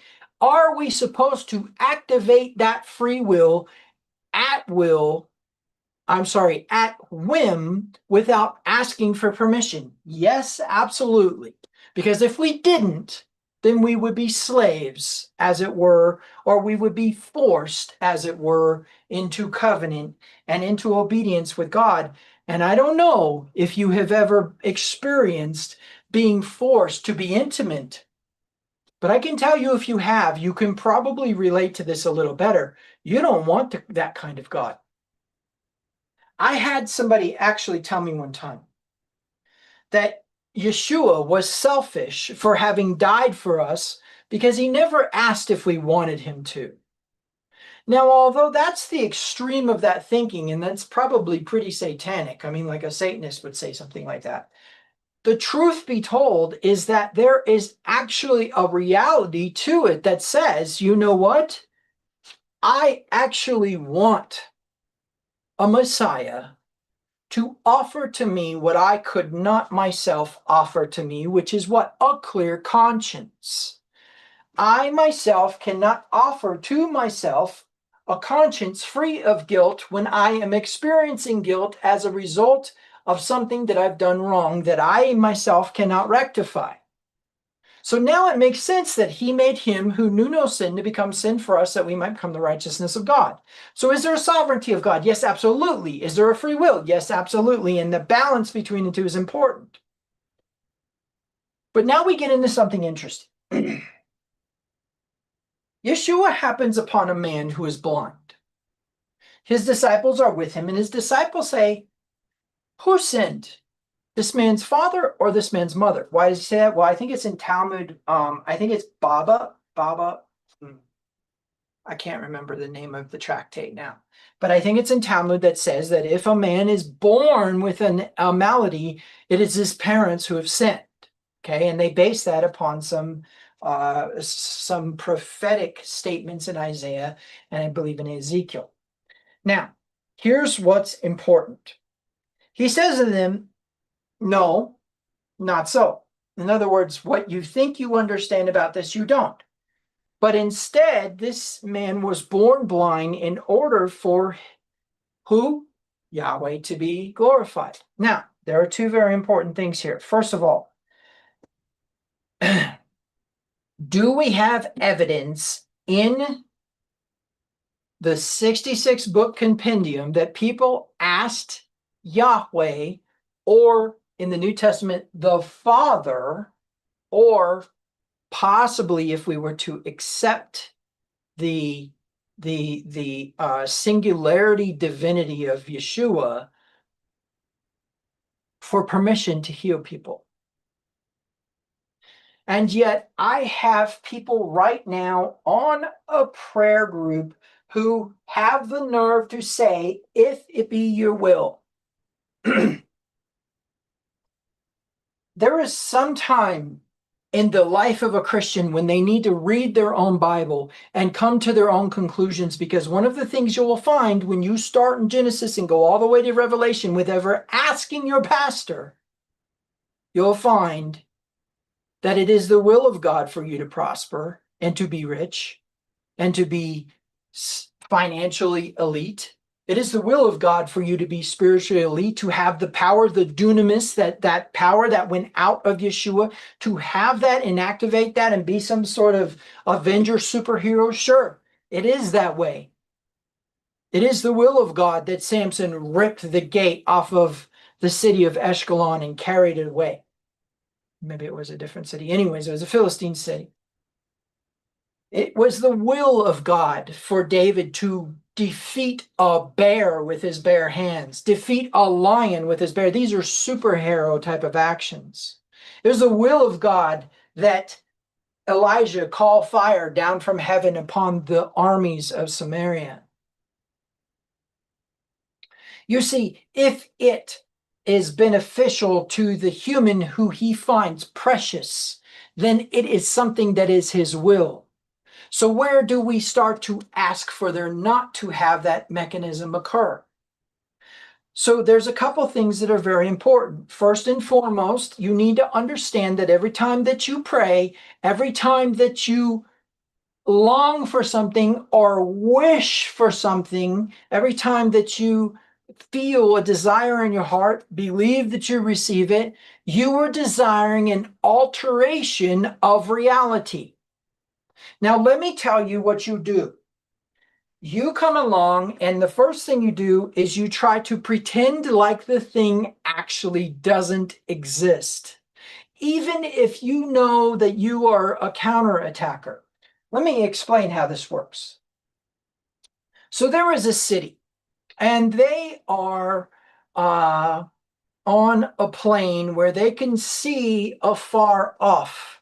So they're kind of on some high ground, and they see an army approaching their city.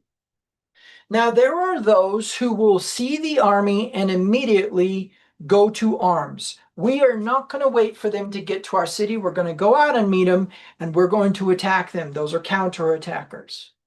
Then there are those who actually believe that surrender would be the best way. And so therefore they believe that they will stay in the city, wait for the army to show up, surrender to them, and live. And then there are those, by the way, those who surrender are those who are kind of the opposite of counterattackers. They're usually kind of peacemakers, etc., etc. They believe they can negotiate their way, talk their way, manipulate their way out of things, and they're usually cowards. Okay. But at the same time, there are actually personalities of humans that are not cowardice, but believe that diplomacy is actually a better way. Right. Okay. And then finally, we have the group who believes that retreat is the best, or escape, to get away from the army. Just abandon your stuff, leave, and get away from the army, and therefore we will not be attacked. And then there are those who actually believe that they should just go out in front of the city and stand their ground and see what happens. Now, the see what happens crowd happen to definitely align more with an Israelite mentality or a Hebrew mentality. But what you need to understand is that instead what has happened is all the counterattackers, the surrenderers, the escapists have done something. They have gotten so complacent in their process that they actually believe that that army doesn't exist. They don't believe that there's a battle, as it were, at all. Okay.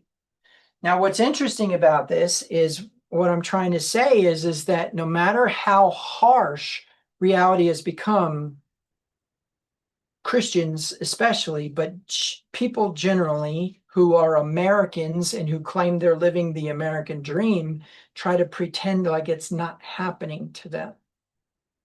Now, the reason why this is important is because that's an alteration of reality. When you tweak your reality in your mind and view things a certain way, you are dangerously approaching not being able to be prepared or ready for what's coming. Now, the other people who actually are awake, and what I mean by that is in the sense that they are aware of how reality really works and are not awake in the sense of some political some sort of political ignorance versus knowledge. But what I mean by awake is that they know how reality actually works. We can get into the understanding that any attempt to pray, to cast a spell, to uh, to manifest, or to do something with your mind to try to change what's going on are actually trying to alter reality. Those who are pretending like there's actually not a problem, those who are pretending like there isn't actually a hostile environment or whatever, and are willing to just sit there and pretend like the army's not on the horizon, they are not aware of the fact that they're altering reality sufficient enough that if reality actually presents itself to them, they're not only not prepared, but they actually have a psychotic break, or they have a disconnect with their family, with their jobs, with their lifestyles. Okay. So short version is it appears as though there's actually a general flow of reality. But every time that we try to, or every time that we experience discomfort with it, we actually try to alter it. Meaning what? Those of you who pray aren't actually accepting the will of God. You heard me right. You heard me just say that if you pray for somebody who's sick in a bed, you are trying to alter reality, which means you don't accept the will of God. How do I say that? Because if it happens, it's the will of God. And if it doesn't happen, then it's not. And you could see that throughout the Bible over and over and over again. You say, well, then it's the will of God that this person over here was hurt as a child. Yep.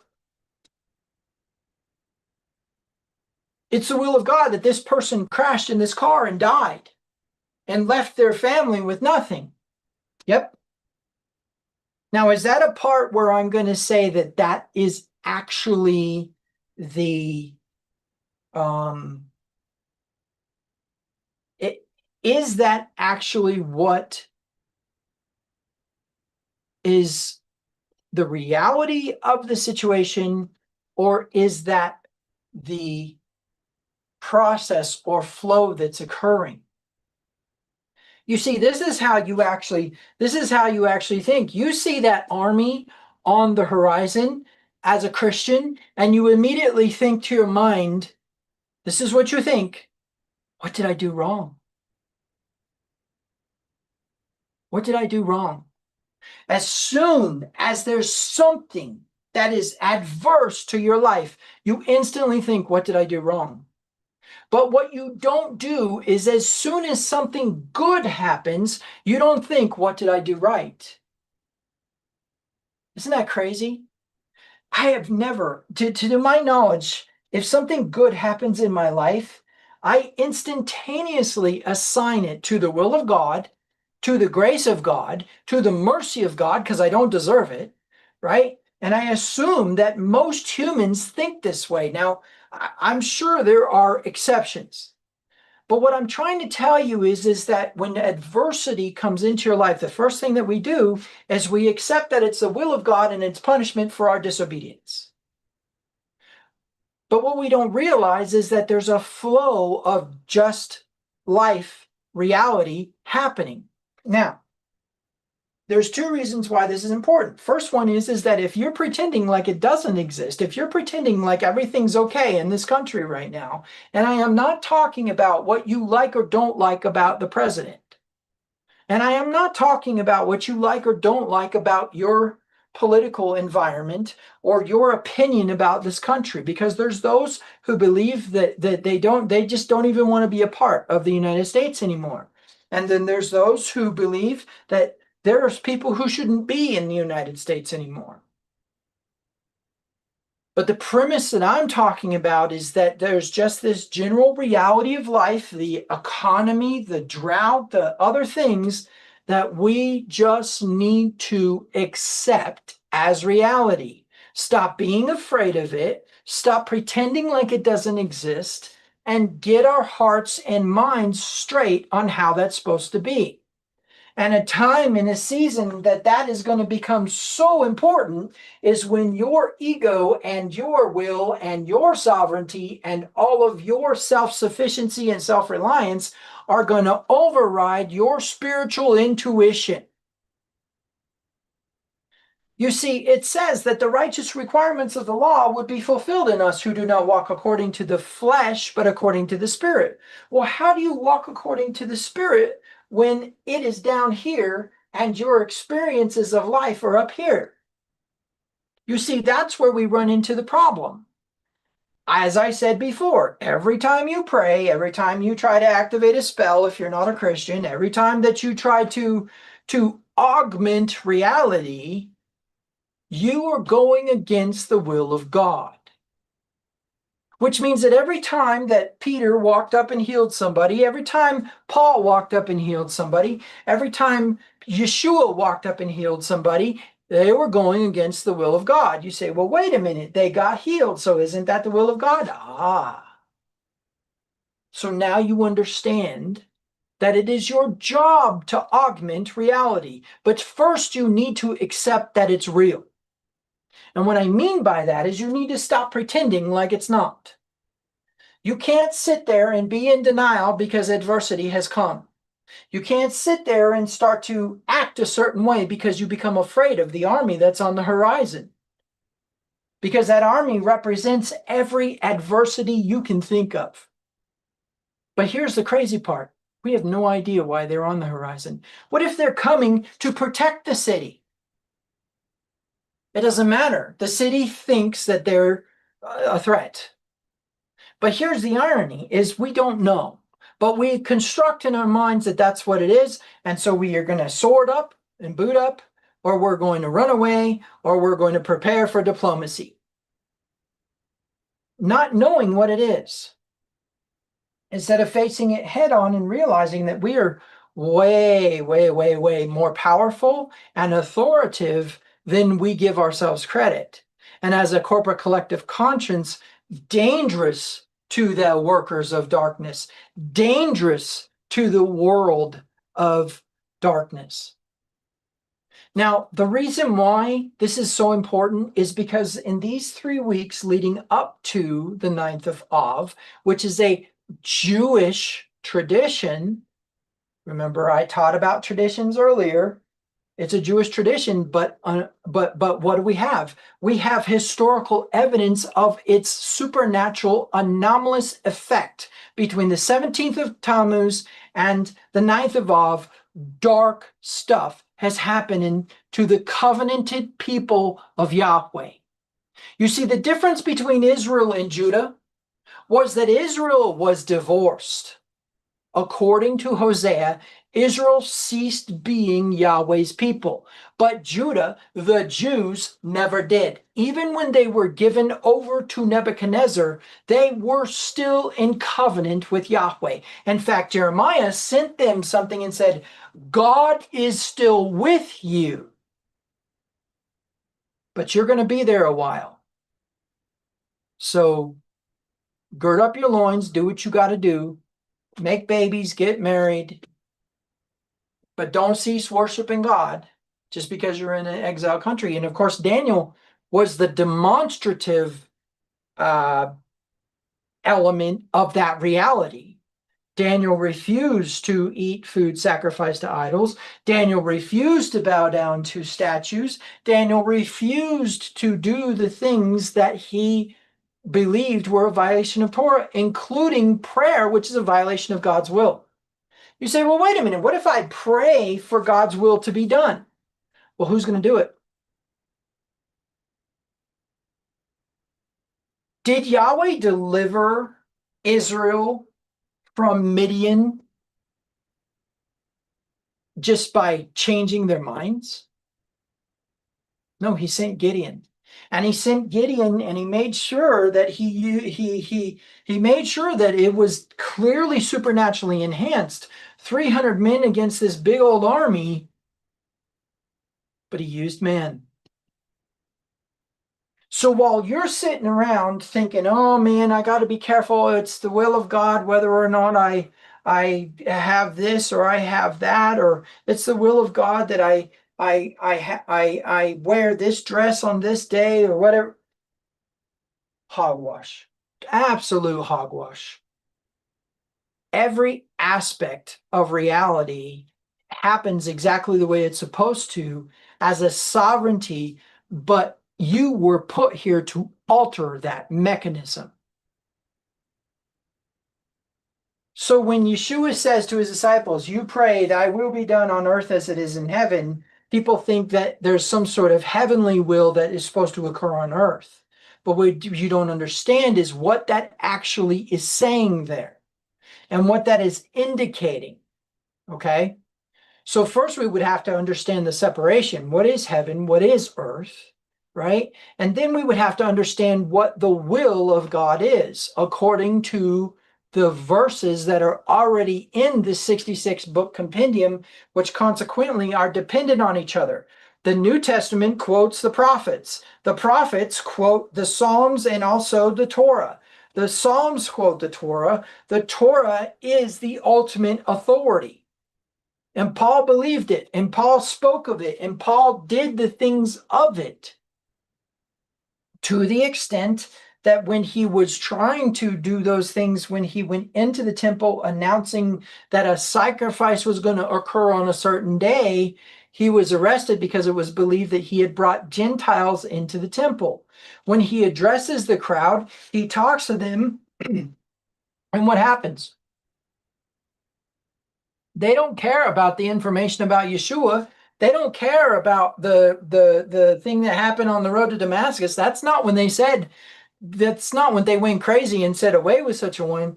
It was when he included the Gentiles, because why? Because the house of Shammai believed the Gentiles couldn't be saved. And the house of Shammai is actually who promoted the zealots who eventually became the problem in Jerusalem. The house of Shammai is who brought about the Simon Bar Kokhba rebellion that eventually caused the temple to be destroyed. Who was left after all that? And what's interesting is the connection between Paul and the house of Hillel and the house of Shammai. But the premise that I'm really, really trying to get across to you and help you understand is that just because something is a Jewish tradition, if time and history shows that it is a mechanism of Torah, then it is absolutely about the Gentiles, which means what? If you are of the house of Israel, if you are under the new covenant, right? Or you are under the Judaic covenant, you are accountable to that time period. This right here applies to you. And if it applies to you, then you need to understand what's happening here.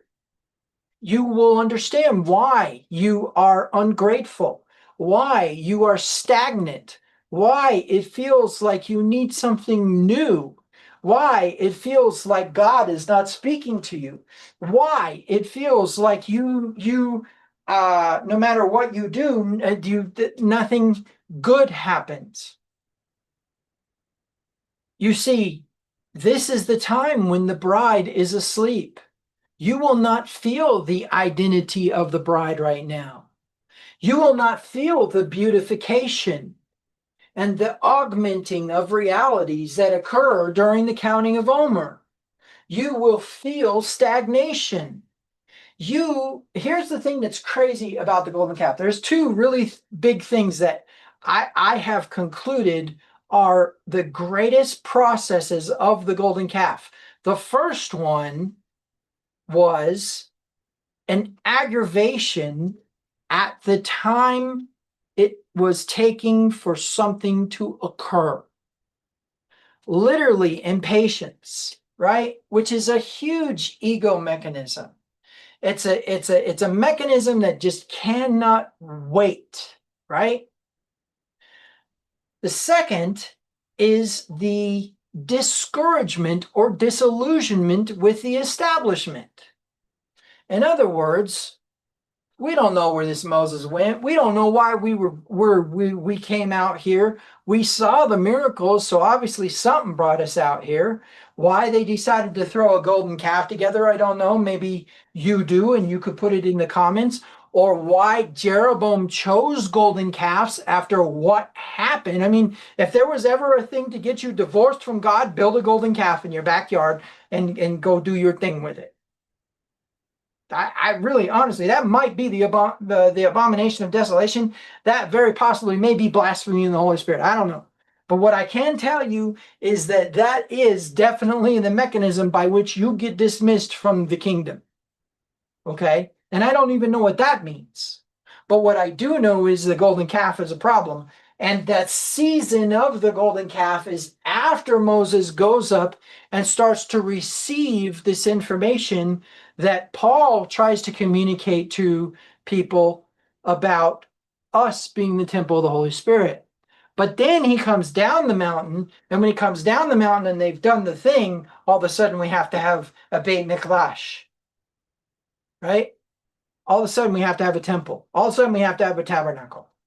And here's the irony, is then he gives Bezalel the ability to take and shape the tabernacle into a building when the tabernacle was actually us, and Moses was coming down the mountain to give them revelation about how they were, who they were, and what they were. You see, the people, when they left Egypt, had no identity that had anything to do with the righteousness of God, but he made him who knew no sin to become sin for us that we might become the righteousness of God. They came out of Egypt to learn that they are the righteousness of God. But in that process of being the righteousness of God, being equal distributors of justice, being equal distributors of wealth, oh, that would require you to be rich. Oh, wait a minute, that's not the will of God, according to some of the idiot preachers that I've listened to this week. But the premise is that the equal distributors of wealth and the equal distributors of justice was an identity that required them to not have merit. But the fastest way that you can tick God off is to try to put all of that information about you onto something else and say that is actually the cause. I'm going to tell you where Christianity has screwed up the most in this is blaming the devil for stuff.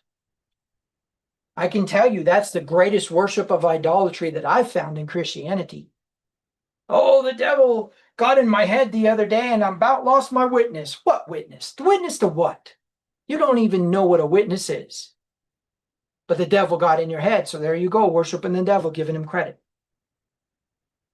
So you see that we are supposed to actually step outside of the will of God to augment reality with our prayers, with our healings, with the dunamis. In fact, at the end of time, people don't come along and say, hey, you know what? I actually, I did really good in my business when I was alive. No, they come to Yeshua and they say, hey, we cast out demons in your name. We activated dunamis in your name. These stupid Christians over here don't even do dunamis, but we did, right? We did the dunamis, and not only that, but we also healed in your name. We prophesied in your name. Y'all don't even know what prophecy is, but they did it. Christians aren't doing it, but they did it, right? And he goes, you know what? Truth be told, I don't even know who you are. How did they do those things? And in his name, right? The Christians don't do that stuff. So the point being is that they don't come along and say all these great exploits that they did that have to do with their own benefit. That's helping people. And yet he says, I don't know you because you don't practice Torah. That's a scary verse. Matthew chapter 7, verse 21, 22. But you need to understand that in all of this, there is something very, very important for you to get your mind wrapped around, and that is you need to accept reality first before you can augment it. So you need to say, you know what? Okay, this person has cancer. Not, oh, I don't believe that they have cancer. What kind of hogwash is that? Cancer's in your face. This is like these idiot Christians who used to come to me and try to stop me from cursing them or stop me from doing something when I was a Satanist. They'd say, in the name of Jesus, you get out of here. And I would be like, what are you talking about? Do something with your life, right? It's the same thing. You get people coming along saying, oh, no, I don't accept that that's cancer. Okay, look, it would be better for the X-ray to say it was cancer and it be healed with a different X-ray showing that it's gone than for you to say, oh yeah, it was not there. When a photograph clearly shows that it's there, you need to get your mind wrapped around reality before you can augment it. You need to accept that what's happening right now is exactly what's supposed to happen. However, right? So when I say that, when I say supposed to, what do I mean? I mean that if it's being allowed to happen, it's being allowed to happen. But what are we supposed to do? Augment it. Now, I don't know how. You know what? There is a precious baby in our congregation who has a disease, who has had a long struggle with that disease. And I know that the father of that baby has done everything to augment that reality. Prayer and learning new things and trying to understand treatments and doing all that. I can tell you right now, that man has done everything in his power to augment that reality. So what's my point? We are learning still and understanding still. But if you are bringing the traditional mechanisms of theology into play, then you are A, more interested in what happens to you when you die, which is the Christian theological sentiment about this world, and B, believe that the only way for something good to happen is if it is the will of God. You see, you will accept, unequivocally accept, that the negative that is happening in this world is the will of God, but you would never accept that your prosperity, your healing, and your spiritual eliteness in this world has something to do with the fact that it is actually the will of God, without you having to pray for it. Our Father who art in heaven, hallowed be thy name. Thy will be done on earth as it is in heaven. Has screwed up your head so bad. And you don't understand that the Catholic Church used to say, and I'm not trying to harp on the Catholic Church. What I'm saying is the leadership of the mechanisms of authority that were in place at the time when the church was in power. Okay? So the Roman Empire was in power and claimed to be the seat of spiritual authority. That, of course, they're going to say that their actions as the vicar of Christ are the will of God. And of course, they're going to say, on earth as it is in heaven, let your will be done. I can't tell you how augmented, how changed and manipulated that prayer in Latin actually became compared to its true original uh, uh, presentation that Yeshua gave of that prayer. So what does all this mean, and what is the mechanism that we're working with here? Well, first of all, you need to understand that the season that we are in right now has a spiritual low. You are not going to hear the voice of God for free. You can fast, you can pray, you can deny yourself, you can practice abstinence, you can practice semen retention, you can do the things to try to augment the reality to open the portal of heaven, but the portal of heaven is closed. Okay? Second, you need to understand that all of your ego, all of your pride, all of your will and of your desire, and all of the mechanisms at which you can conclude that you are self-sufficient and you are the one that's bringing it to pass are intensified compared to the humility and hunger that you experienced here in the wilderness season. You now are on top. And I can tell you, being on top without a spiritual intensity to it makes you dangerous and makes you dark and makes you something that I would not want to be around. Oh, but wait, I gotta go look in the mirror and see that thing that I have become during this golden calf season. We must get small because access to this down here requires you to go underneath this reality. So stop putting your head in the sand and pretending like something isn't a reality in front of you. Second, if you augment reality, don't think for a second that you need to wait upon the will of God. God's will is for people to be healed and to prosper and to be unified. And to that end, you needn't ask permission. Furthermore, you need to understand that your augmentation of reality has created a false reality, and therefore you have no power or authority, which means you need to stop playing that game. You need to stop pretending like something is not present when it is. And you need to understand the dangers of messing with that, because the truth be told is what you focus on is what will be in your life. Okay. So what was my biggest point today? My biggest point is you need to really get your mind wrapped around the reality of what Yahweh has said about his people of whom you are. You need to understand that just because something is a Jewish tradition, that time and events prove its significance as a mechanism of Torah, like the 9th of Av. The 9th of Av happens after a certain amount of Shabbats after the golden calf. And if you identify what happened at that time, you would understand the significance of the 9th of Av.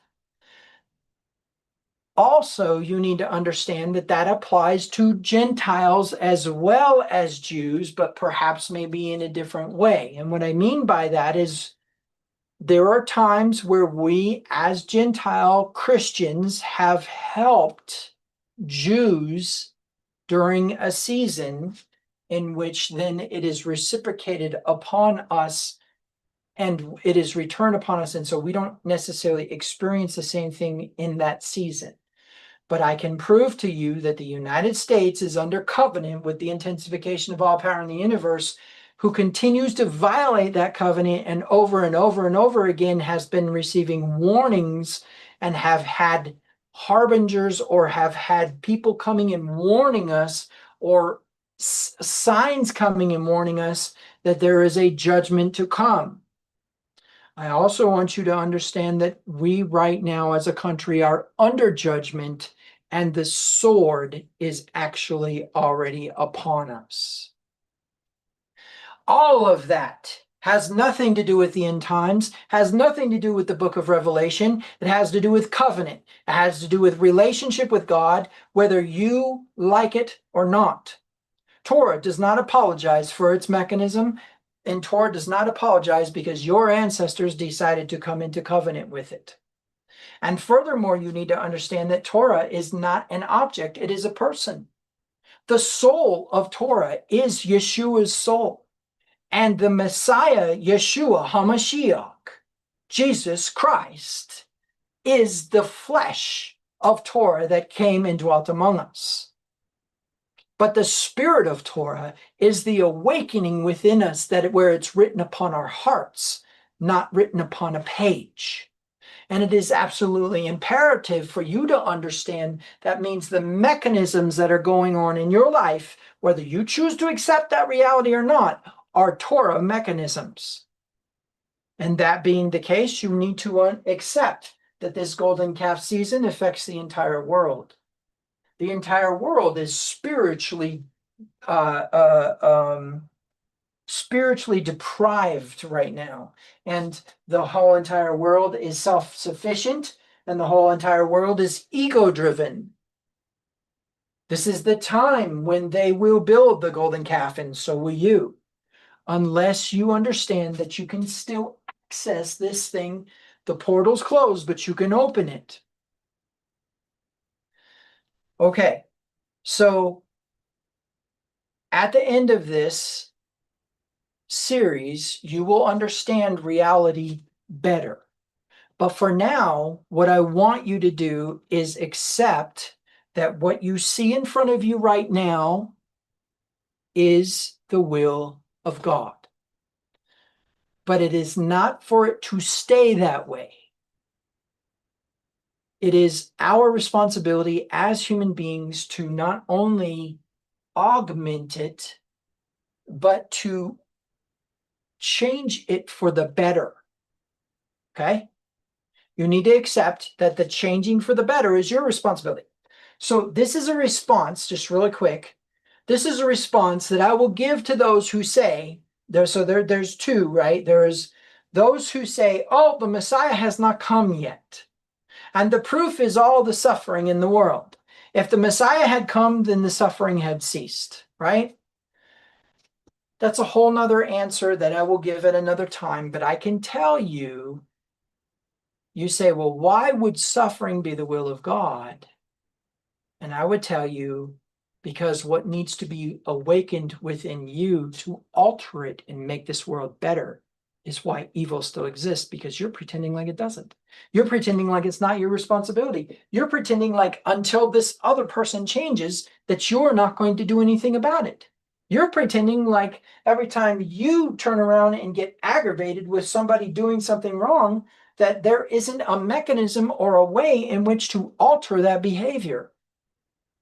But instead, you get angry for the rest of the day. But you know the biggest thing, and this is sad, if you would just accept that you're the problem, they might too. But you won't. You are waiting for them to admit they're the problem. And that's a problem, isn't it? That's not a solution. So suffice to say, the short version of this message would be,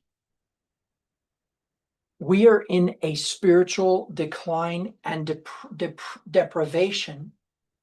We are in an ego intensification. And so the best thing to do would be to put your ego and your best thinking to sleep. Let the bride sleep. This is the season of her rest, of her sleep. And that is because the Spirit has left to go to prepare a place for us that will be present during the fall feasts. And this cycle occurs every year. And so go to sleep, trim your wick.